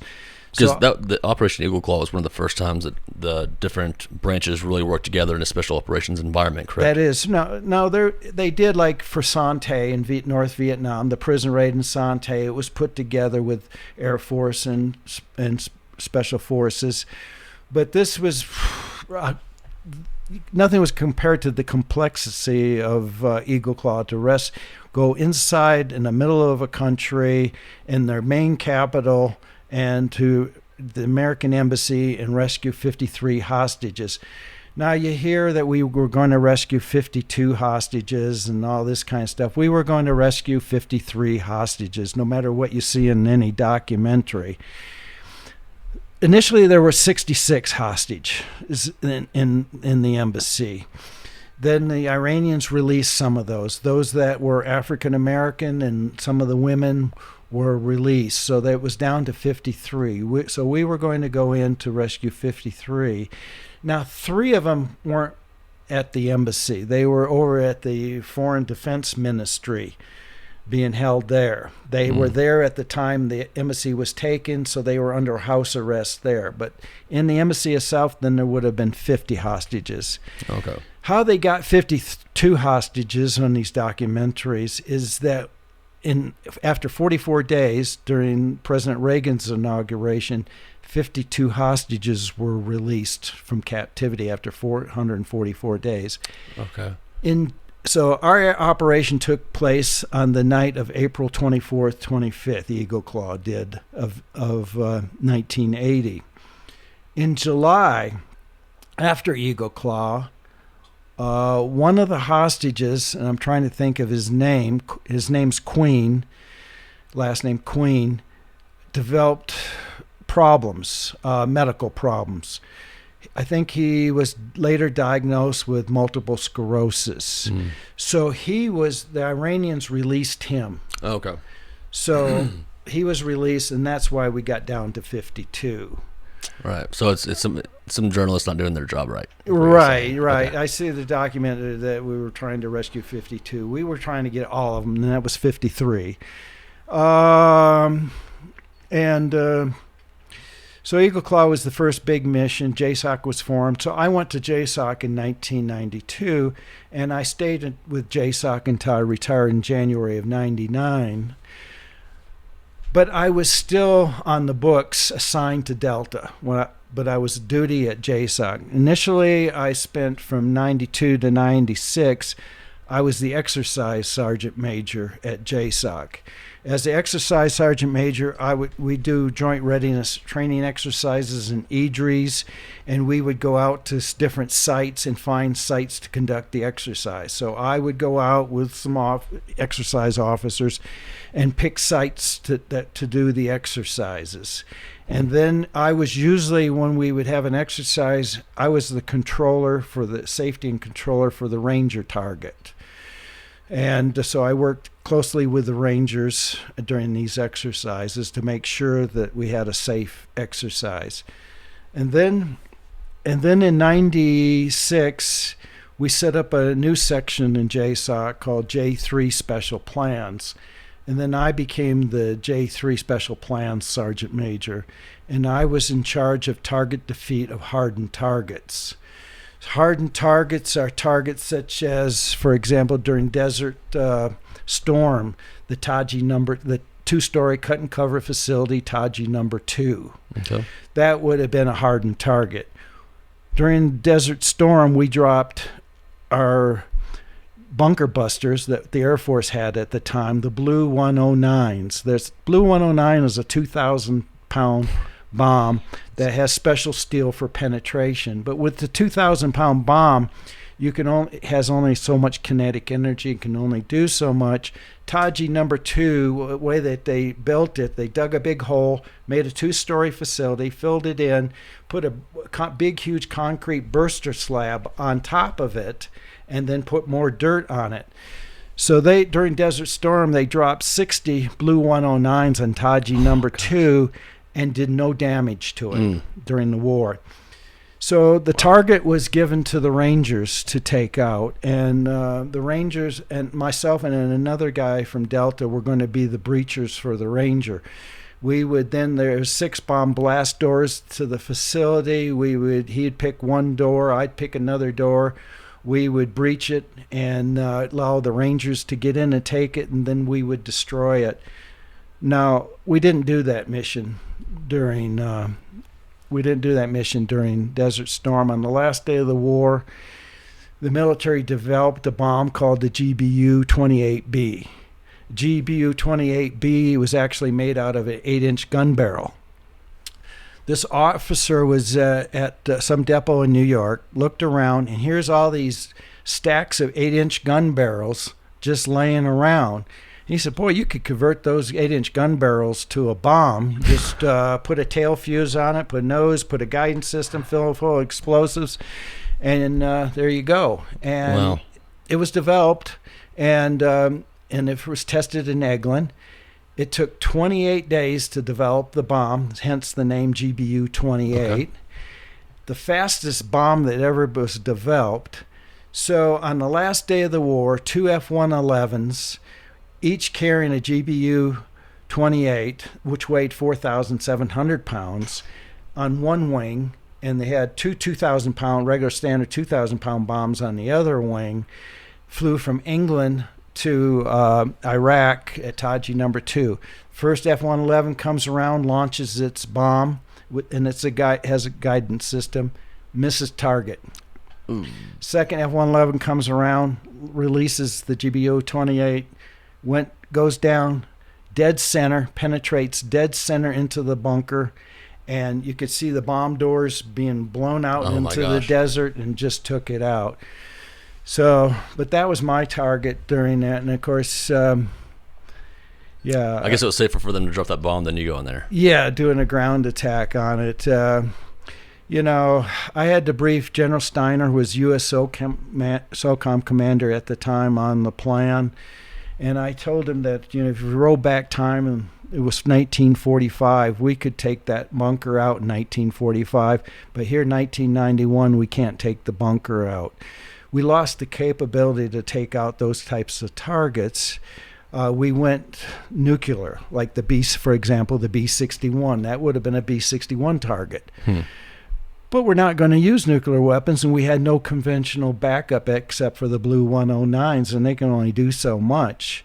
So then the GBU-28 was developed, and it's called the Sodomizer. And then, of course, we've developed different bombs. Now we have the MOP. The MOP is and we haven't used the MOP in combat, but it's the Massive Ordnance Penetrator Bomb. Okay. I haven't heard of this one. Yeah, so we have the MOP. Of course, we got the MOAB, right. The Massive Ordnance Air Blast Bomb, or the mother of all bombs. And again, the news people say that this is the largest bomb and stuff like that. And the MOAB is not the largest bomb that was ever dropped in combat.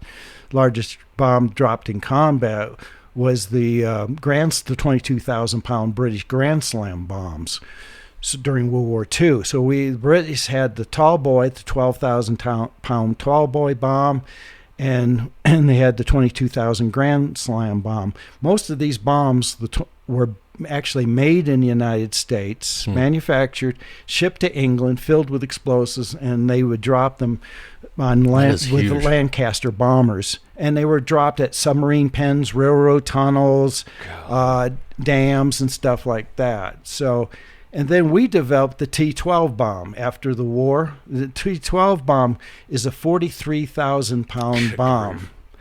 So those were tested out in the deserts in California, and we dropped them on a modified B-29, but they were meant to be dropped from a B-36. So today there are 3 T-12 bombs still in existence of these 43,000-pound bombs.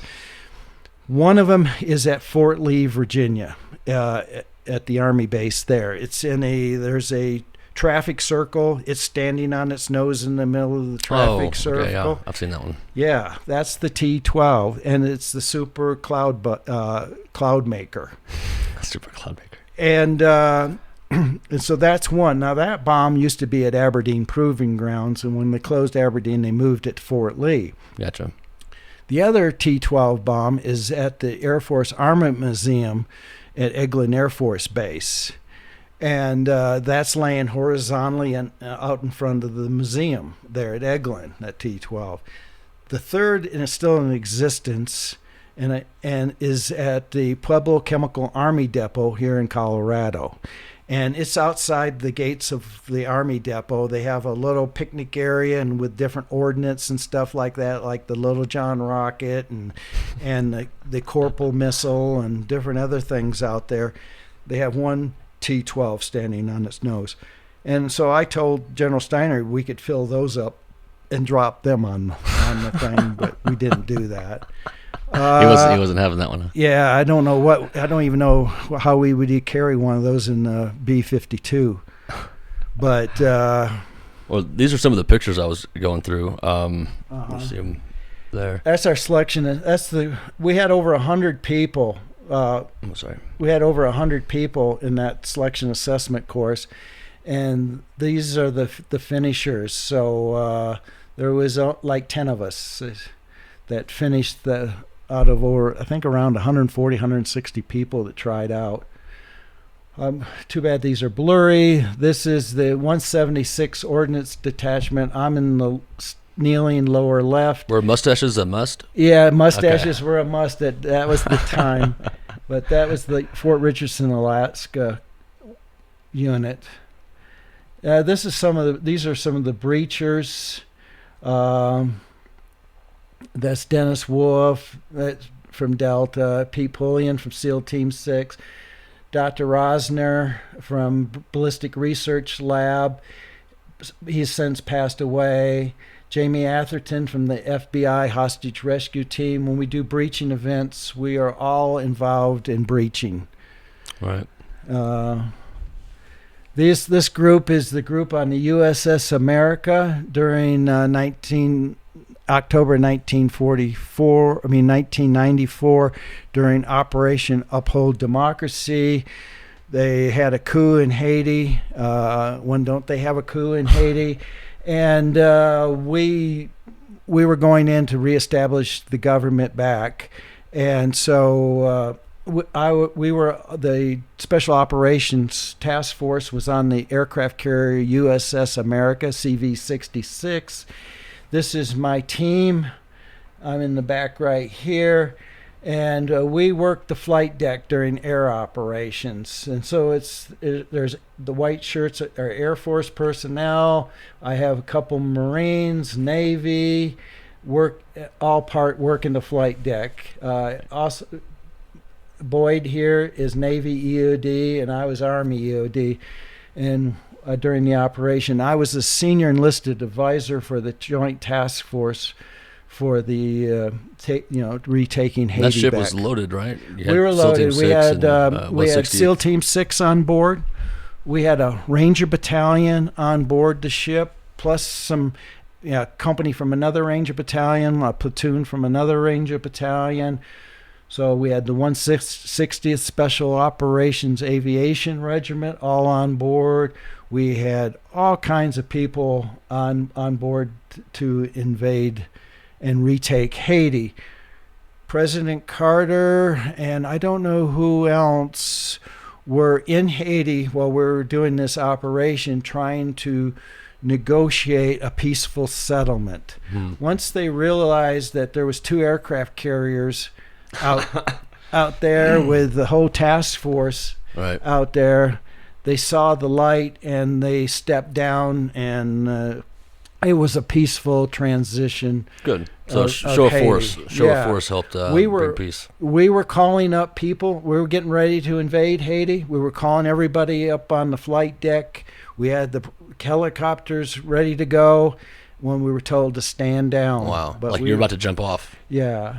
And it was interesting being a senior I'd have meetings with twice a day with all the senior enlisted from all the different joint special operations and all the section chiefs on the aircraft carrier. Twice a day we sit down and discuss problems and iron out problems. And every time my phone rang, there was a new problem. You know, we had to provide 28 KPs for the ship during this deployment. It was 44 days that we were on the ship. And so the Rangers graciously took over all the KP duties that we had to provide. We had to do all the duties as if we were an air wing on an aircraft carrier. Right. And so I had a Navy yeoman with me to keep me in line and tell me what's right to do and what's not right to do. And then during the flight operations, I was safety on the flight deck, making sure all our guys abide by safety protocols being on a flight deck during air operations. There's a lot going on especially if you're doing it at night. I imagine you guys are probably lifting off at night too. And so, the SEALs said that they would, we did some underway replenishments, and the SEALs said that they'll do all the underway replenishments, reloading, food and different stocks on the aircraft carrier. So everybody pitched in to help. The only problem, one of the biggest problems I had on board the ship was the ship had a no tobacco policy. Now, a captain on a Navy ship can make such a call as a no tobacco ship, and the USS America wasn't a no tobacco. So I had all these Rangers on here, no. And as you know what's going to happen, they're all dipping and chewing. Yeah. And they're spitting. Yeah. So they'll go up on the flight decks, and they were spitting on the flight deck, tobacco, and they were spitting in the pad eyes. Now, on a flight deck, a pad eye is a recess area in the flight deck where you secure equipment and aircraft. It's where you chain anchor down all the equipment for rough seas and all this. When you're not using a piece of equipment, it's anchored down. Before you do any flight operations, you've got to do what's called a FOD walk. And a FOD walk is foreign object damage walk. So making sure there's no loose screws and bolts and stuff. Right. On so you got to look for screws, nuts, anything the wash of a plane or a helicopter could send into another piece of equipment and damage it or damage a human. So you had to complete. And so where does everything all these objects fall into is those pad eyes. Yeah. So when we did our first FOD walk, and you check in the pad eyes, they were full of tobacco spit. Now I can tell you that did not go down well with the ship. But I explained to the captain and the ship that we could not tell the Rangers to stop dipping and chewing. We did not want to go through nicotine withdrawals while we're underway at sea. It wouldn't be a pleasant voyage for anybody. So I got an area on the ship where the Rangers could dip and chew to their heart's content. Wow. It's little things like that, though, that can make a big difference on, large scale. Yeah. We got the weight fitness equipment. We had to make a schedule for when we would use it, when the ship would use it. And our guys, and the ship didn't use the fitness equipment very much. Our guys used it a lot, and of course we're breaking it. So There was a complaint about our guys breaking the weights, and so I told the guy, I says, "You give me a list of what's broken, and I'll have it fixed and send out to the ship." We had to get library stuff. They wanted the Rangers, everybody to, if they checked out a book, to leave their ID card. And I says, at any moment we could be called up, and I don't want everybody down trying to get their ID cards back. So I said, I will personally guarantee the return of any book. And then I went to the NCOs of the Rangers and SEALs and says, I personally guarantee it, and so do you personally. Yeah, just so you guys know, you also guaranteed it. We had to work out laundry stuff. It was all this stuff on it, life on a ship. And this was our first major, float forward support base mission that we did operationally. And so it was a learning experience. Sounds like it went pretty well, though, overall. Yeah. So that was Uphold Democracy, and then so I was involved in different other combat operations. I was involved in Grenada, Operation Urgent Fury, and I was with B Squadron at the time, and our mission was to recapture the Richmond Hill prison where all the political prisoners were being held. And that didn't go so good. The Grenadians and Cubans knew we were coming. Fort Frederick was in a ridge that overlooked the prison. They had ZSU 23s, and as we went in there with our 6 Black Hawk helicopters, the first combat operation with Black Hawks, they unloaded 23 millimeter, 12.7s, and 7.62s on us. No, they were shooting at us from Richmond Hill Prison. They were shooting at us from the prison, shooting up at the bottom of our helicopters. We were going to fast rope into the prison, so it became too intense, so we flew off. I was in helicopter 5. Helicopter 4 was shot down. We circled around and we went through that whole storm again. Just to see if you can pick them. Yeah, and trying to get into the prison. And again, we got shot off the prison. And so then we had to go down and secure the helicopter and call in a medevac for the helicopter 4 that went down. And so anyway, after we did that, we were going to do a ground assault on the prison. But they opened up the doors and let all the political prisoners out, and that was the end of our mission in Grenada. We made them use up all their ammunition, and they just let the political prisoners go. Well, that's one way to do it. Yeah. Wow, that's fascinating. And there was soldiers lost during that, correct? Yeah, well, we only had one. We had one fatality, and that was the pilot of Helicopter 4. Mm-hmm. He was shot. The co-pilot Helicopter 4 was wounded. When I was in Helicopter 5, immediately our M60 door gunner got shot right off the bat on the left side, and that's where we were taking fire from the left side. You're circling around. Yeah, well, we're coming in, and so we were just crammed. We were just crammed in that Black Hawk and couldn't move. So bullets were coming through the floor of the helicopter. So there was a toolbox right there. So I sat on top of this toolbox to kind of protect my rear end. We had, trying to remember how many of our guys were wounded. I think we had between 17 to 19 of our guys that were actually wounded in this thing. Plus, of course, the 160th crew, some of them were wounded.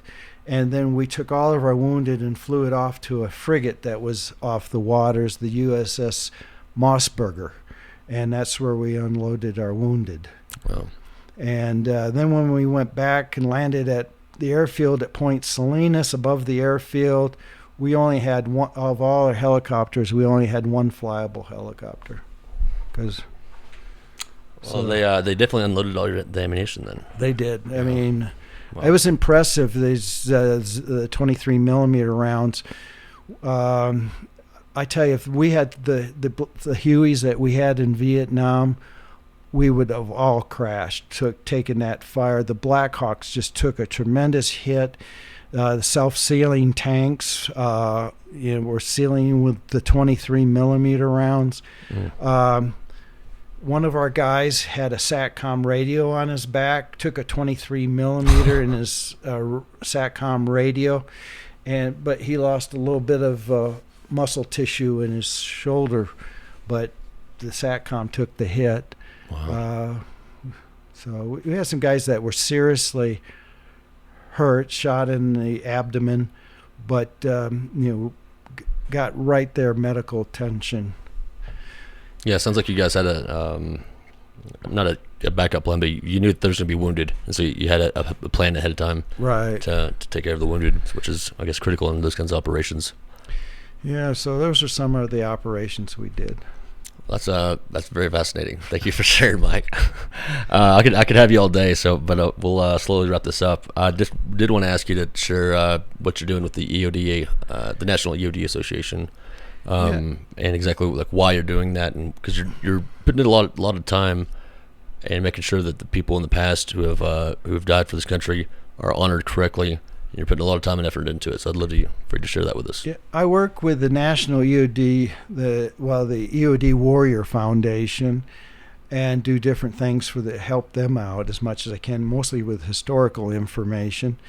And I work with the National EOD Association, which is composed of EOD from all 4 services that have attended the military EOD school, and there's different things that I'm involved with in the National EOD Association. So I'm the historian for the Vietnam EOD Veterans Chapter of the National, assistant historian for the National. Bob Leindecker, retired lieutenant colonel. Shout out to Bob Leindecker. Yeah, is the historian, the main historian, and I do historical work for the EOD Warrior Foundation. Since 2015, based on research that I have conducted with the helps of many, many people, and some have since passed away, and I took on their research, we've added names to the EOD memorial from the past. World War II, Korea, and some from Vietnam. It takes a lot of research and a lot of time. Yeah, and so that's since 2015. So right now I'm researching one Navy personnel enlisted that was killed in France during World War II, trying to find out what was the circumstances of his death, so that if he qualifies to be added to the EOD memorial. I got about 50 Army names from World War II that I'm researching. Wow. Now, 3 of those names I list as unidentified because I know what unit they were in, bomb disposal squad they were in. I know where they were killed, but right now I don't know their names. Oh, wow. So, and several of them were like that, but I've later identified the names. Like, we had 5 people that were killed in Czechoslovakia on 9 May 1945. Now, we knew, and 9 May is the day after the Germans surrendered. Now, that's not when the treaty was signed with Germany, but it was when the German ceasefire was 8 May. And one day later in Czechoslovakia, we lost 5 bomb disposal techs. The infantry unit that was supporting in the area, they lost, I think there was 4 people from the infantry unit that died in the same explosion. There was trucks loaded with German trucks loaded with German ammunition. So they were, and there was a shack behind a house that had German ammunition. So they were loading military vehicles up and to transport this to a disposal area, to a hold site, and to be later disposed of. And something happened, and there was an explosion, and I believe it was a Panzerfaust, one of the German anti-tank rockets. Those German anti-tank rockets that they had were not the safest thing. They were temperamental.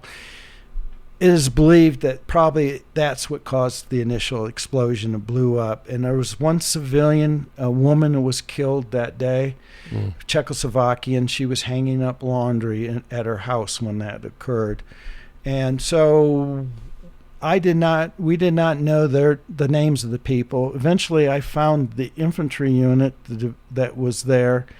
They recorded exactly where the city was that it took place, and it was Pernik, Czechoslovakia,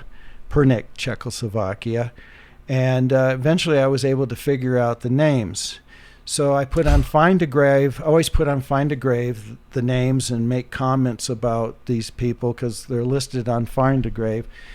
And then at the same time, there was a researcher in Czechoslovakia was researching the same explosion. In his research, he came across my Find a Grave. Okay. So he had a lot of documents about what happened in Czech, So we exchanged information. So now I have a complete picture. When was this? Huh? When this happened? Oh, about 2 years ago. That's fascinating. When it all came together. And I hope that these 5 names will be at some time in the future be added to the EOD memorial.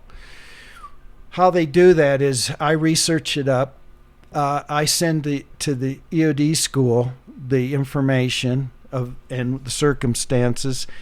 The EOD school, whether it be Army, Marine, Navy, who's doing the review, they pick a committee at the schoolhouse to do the review of my research, and they pick those that they think meet the criteria that have the most information about to be added to the EOD memorial on National EOD Day, which is the first Saturday in May, is by Congress recognized National EOD Day. They add the names to the memorial, and we honor those on the memorial. So then once they pick the names that they're interested in, I send them all the background information on those names, all the supporting documents that I have collected. And then they make their decision. And it's a pretty long process so far. And then we also research through Ancestry.com and all that. And again, there's a team that does that. And we invite the next of kin. It may be grandchildren. It may be because World War II. It may be grandnephew. It may be. Anyway, we invite we locate the family, and the EOD Warrior Foundation invites them to attend the ceremony, and the EOD Warrior Foundation hosts them. And then, so it's a great thing. I've heard back from many families. They really appreciate that their loved ones are recognized, and in a lot of cases we provide them more details on what happened in circumstances of death than they ever even knew about. Right, because we were talking about earlier how like telegram or by telegram, basically postcards saying so and so died at such a city in Italy, and there was an explosion, and that's it. And so I provide them with more detail. And one interesting story was a Navy officer, a Navy enlisted that were in New Guinea, and they were going to be doing the invasion of the Philippines. So they were going to be planning the invasion of the Philippines. So they were tasked to go to the planning phase there in New Guinea, and to provide input as ordnance, bomb disposal, clearing, all that kind of stuff. So the 2 Navy guys, they weren't on the EOD memorial at the time. They got into the plane. They were last-minute additions to the plane, and the plane went down and it was lost and never found again. But for a year, the Navy did not know what happened to these 2 individuals, because they were never listed on the manifest. Oh, wow. Yeah, because they're last minute. They were missing in action, presumed dead, but they didn't know where they just disappeared. And a year later, a manifest did show up where their names were penciled in, not typed in on the manifest, because they were a last minute addition to the flight. Now they knew the flight was missing, but they didn't know they were on the plane. So they did. Normally in New Guinea, they fly along the coast to where they were going, but it was shorter to go overland. But a lot of times the weather doesn't permit to go overland. On that day, it was a good weather day. I assumed that they went overland and they went down in the jungle. They did a ocean search, and along the shores of New Guinea between the 2 points that they flew, never found wreckage or anything. But anyway, they were added once this was all done, and I got the missing aircraft crew report, and that they were on the airplane and they were supporting an EOD mission. They were going to a briefing. They were added to the EOD memorial. Now, there was like 27 other people that died on that same plane. The plane has not been found. I hope someday it will. I hope someday it does. A lot of the people that were on the plane were Australian. There was several military people, the Australians that were on the plane, and there was civilians from the Australian Transportation Corps, and I don't know that. But again, I go to every single name that was at Manifest, and I put something on Find a Grave. You never know where another lead's going to break through. Yeah, and then I got contacted by several relatives. One was Australian. This woman was researching what happened to her husband's father during World War II. He was 8 years old when he lost his father, and he was on that plane. His name was on the manifest. But she was researching, found the Find the Grave thing. There's a memorial in Australia for those that were lost on the plane. But she never would have known it. Right. And so I was able to provide them all the whole details, the copies of the missing aircraft crew report, and that's awesome, the Mike. whole thing. And he learned more, and they provided me with what they knew, and that's the two-way thing by doing that. And then, of course, he said, if you're ever in Australia, come by and stay, and I'll show you around. And he was also the docent of the War Memorial in Melbourne, Australia. So I just said, well, we're going to Australia in a few months, and we'll take you up on that thing. So when we were in there, we rented a van and went down the East Coast from Cape Tribulation all the way down to Melbourne in a van over a 2-month trip, and then spent time with him and his family. And they seem like really nice people. Yeah, I can imagine. So it provided a more complete picture of what happened to his dad when he lost his dad at 8 years old, and so that means a lot. It's the reward of doing the research, and the thanks for the families that you're taking the time to that you don't even know their family, you don't know the person, but you're trying to find the backstory. And I want to make sure any person, whether they're in bomb disposal or EOD, are properly recognized and placed on the EOD memorial. Now, the first EOD memorial was dedicated in 1970 at Indian Head, Maryland.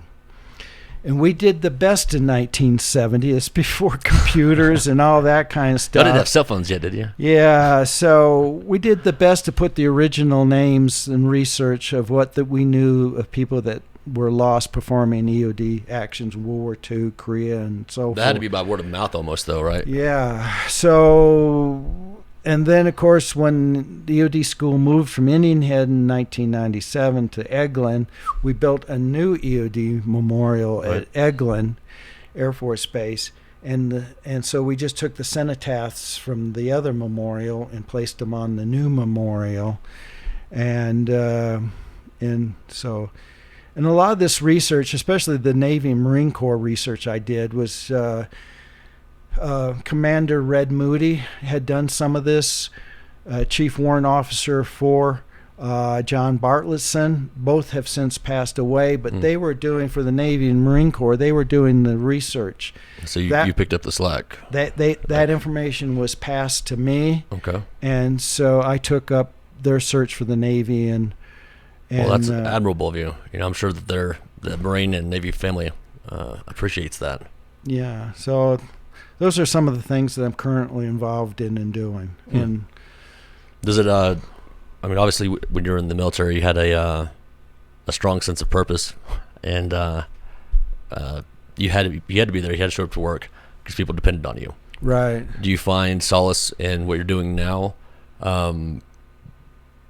Making yourself purposeful? Yeah, I feel the completeness and the satisfaction of doing this job, just letting people and families know that you're not forgotten. We still remember you. We still remember your sacrifice. We still want to honor you, whoever you are, and we'll do the best we can to find who you are. And if we, so what happened is a lot of EOD in World War II broke down into squads. There were 8-man squads, and they would have their logs. They would have their unit history and stuff. but many of that was lost. Whether it was misplaced, it was damaged, time. Yeah. So it's trying to piece this together, and of course with computers, internet, and a lot more and more documents, government documents are being scanned and put on it. So you don't have to necessarily go to the National Archives in Washington, D.C. Right, you can just PDF search. Yeah, you can find a lot of the stuff like those missing aircraft crew reports. You got different websites that has a lot of information like Fold 3. Fold 3 is an excellent source of historical military documents. Ancestry.com. There's so many sites that you can go to. For Vietnam, to research site, the best site is the COFLET website for Vietnam information. COFLET, what do you mean? How do you spell that? Well, I'd have to... Send it to me, and I'll put it in the description. It's Kaufelt. The guy has since passed away that set it up, but he has the most for people that the documentation for the 58,000 who had died in Vietnam. He has the most complete records of the 58,000 on his website. And so if you can go there to search, you got the DD 1300s, which is casualty reports, right. And so I use that site a lot. The government uses that website for Vietnam information because it is the most accurate and comprehensive information on Vietnam. It's the Kaufelt. Okay. Pearson can go on there and you can do research and stuff, but if you do a lot of research, they're going to stop you because they're wondering what in the world you're doing. All you got to do is say, I'm a historical researcher, this is what I'm doing, and this is why I'm doing it, and then they take the things off. They're just don't want anybody to go on there with all that information and use it for nefarious purposes. Yeah, nefarious purposes. Okay. So I understand that. Well, so what if so I'm trying to translate on what you're doing right now in your life after the military, and translate that to some of the people who are getting out now, or some of the people who are like the suicide thing in the EOD is getting has been terrifying. Yeah. And I know you had a lot to say about that, but I'm sure what I find the most valuable with your conversations is the purpose and things that you've done with your life. Right. And if you have any other advice, I'd love to hear it from you. Well, there's a lot of things you can do. So after active duty service, there is stuff that you can still help and support the EOD community.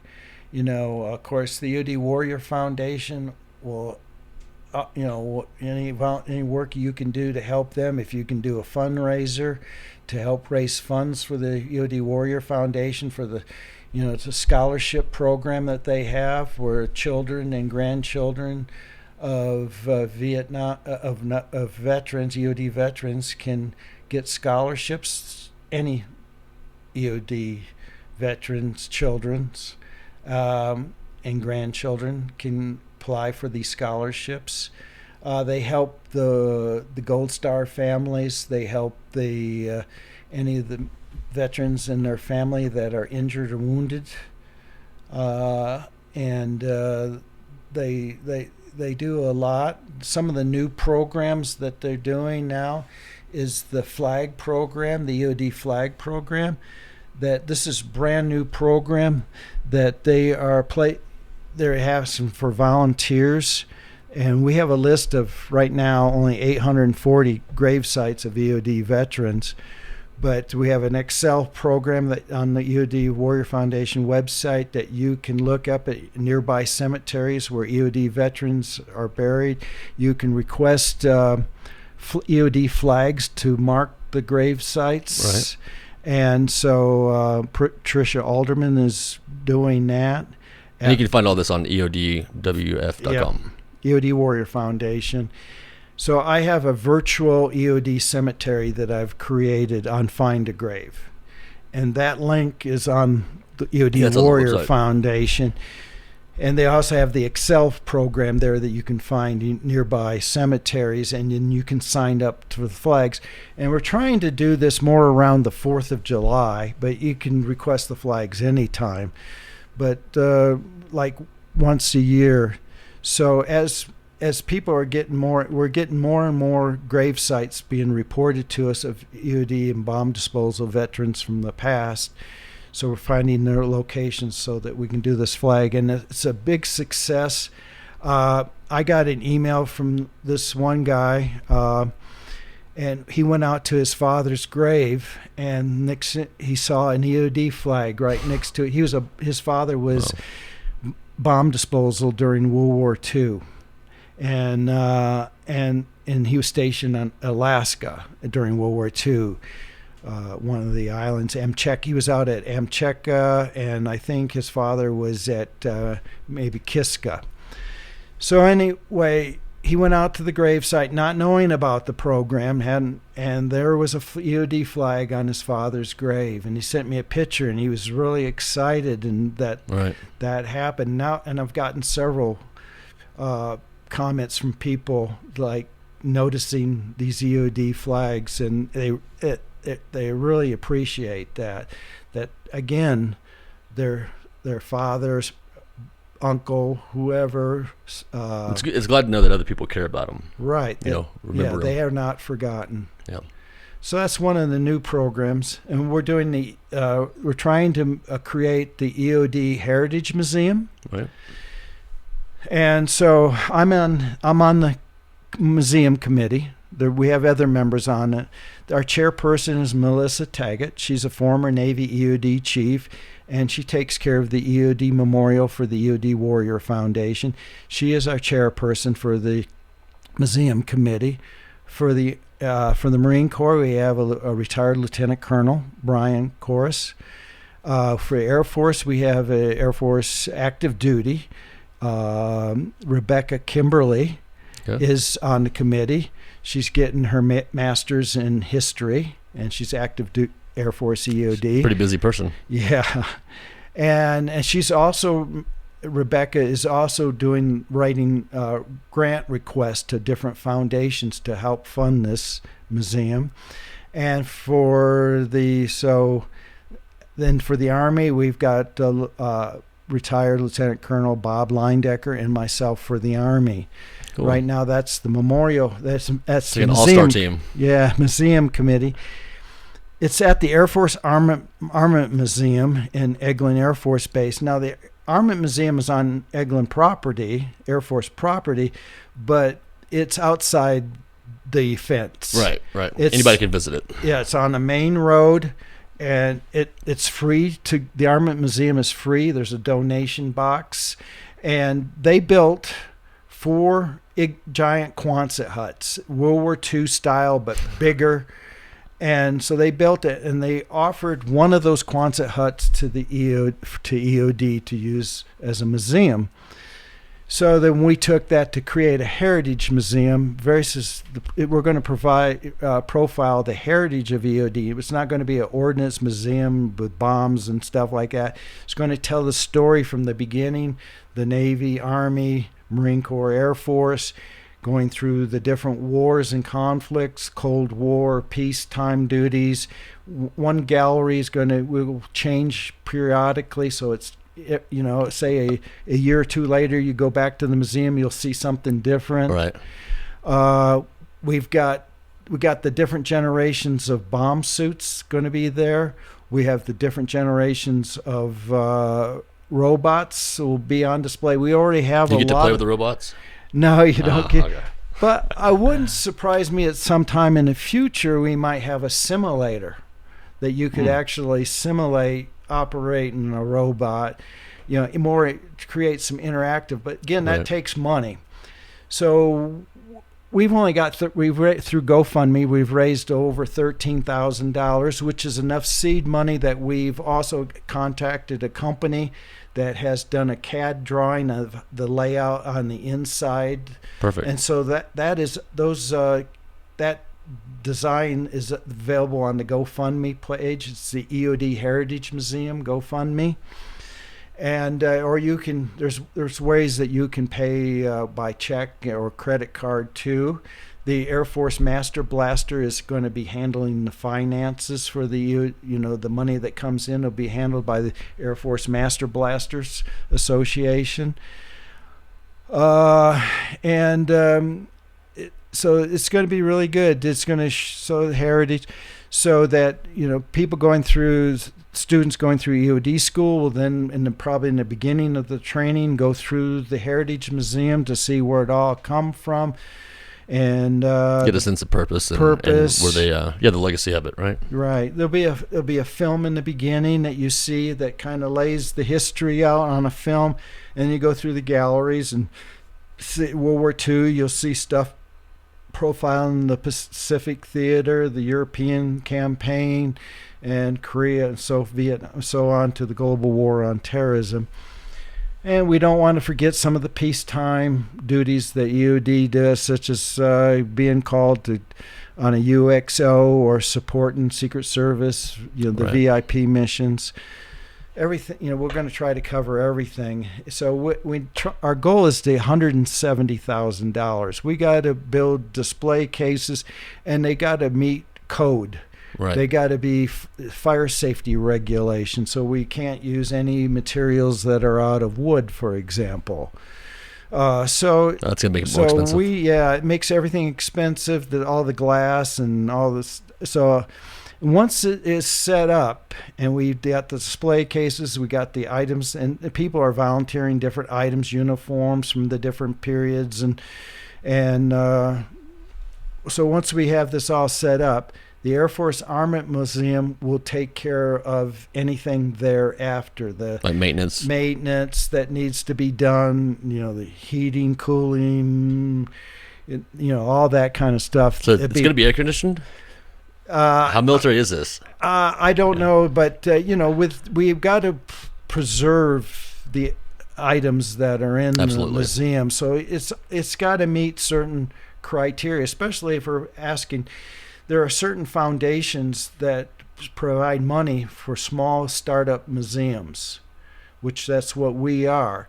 But we've got to be of a certain, the museum quality standard. Yeah, absolutely. So we have to meet a certain standard, which costs money. So we need 170. We need to eventually raise we figure $170,000 to complete everything.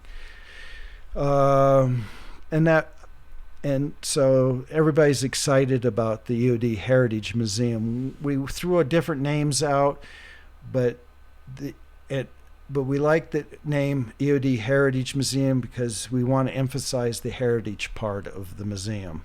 I love it. It's awesome. Hopefully I'll be there for the grand opening day. Yeah, yes. And I don't know when that will be. Hopefully it could be by the fall of next year. It depends on how the grants go and how the money comes in. We're going to try to hit up some major sponsors of different things. There's certain companies that donate to veterans causes, mm-hmm. that help veterans things out, and I'll just mention a few names that we haven't gotten any signed on, but like Home Depot, maybe Lowe's, and they, there are big companies out there that do this, and so. Well, that segues perfect into my asking for money. So you're into this? Asking for money. All right, so I have this right here. So for anybody who wants to continue watching let's try and do this. This is on Patreon. So go to patreon.com/EOD on Scene, where you can upload all the videos, and I'll have different. I guess our sponsors who are signing on right now. I got 3 we're talking to. You get discounts and stuff like that will be added to this, and it's just like a subscription service, just like any like Hulu or anything like that. And same thing for Vimeo.com, and then EOD on Scene. And you can go in here and watch the trailer, and then it's we got some funny videos in there too for you. This is the EODBizHub.com. If you guys have an EOD business, check that out. Or if you're an EOD tech or a family member of an EOD tech, you want to have your business added on that, let me know. Next is the Facebook page. I think we have nearly we got over 800 people following us. So if you're not following us on Facebook, go ahead and give us a follow. We got 675 likes. I think nearly 800 follows. It's been up for a couple weeks, so not bad. So follow that. One Nation Coffee. Shout out to you guys for talking with me. Same thing for Slick Fin Brewery up there in New York, and Tackett Family Vineyards. Thank you for your time, and we'll get more into those three later. In the Operation Eagle Claw is something else I wanted to dive more into, but we'll have to do that next time. So, okay, that's all I got. That's a quick gist. Mike, thank you for your time. Thank you, Bobby. And thank you for everything that you're doing for the veteran community. I really appreciate it. Well, thank you. It's my honor to be able to do it, to be here to do it. Yes, sir. I appreciate it. All right, guys. Thank you so much for watching. Take care. God bless, and we'll see y'all soon.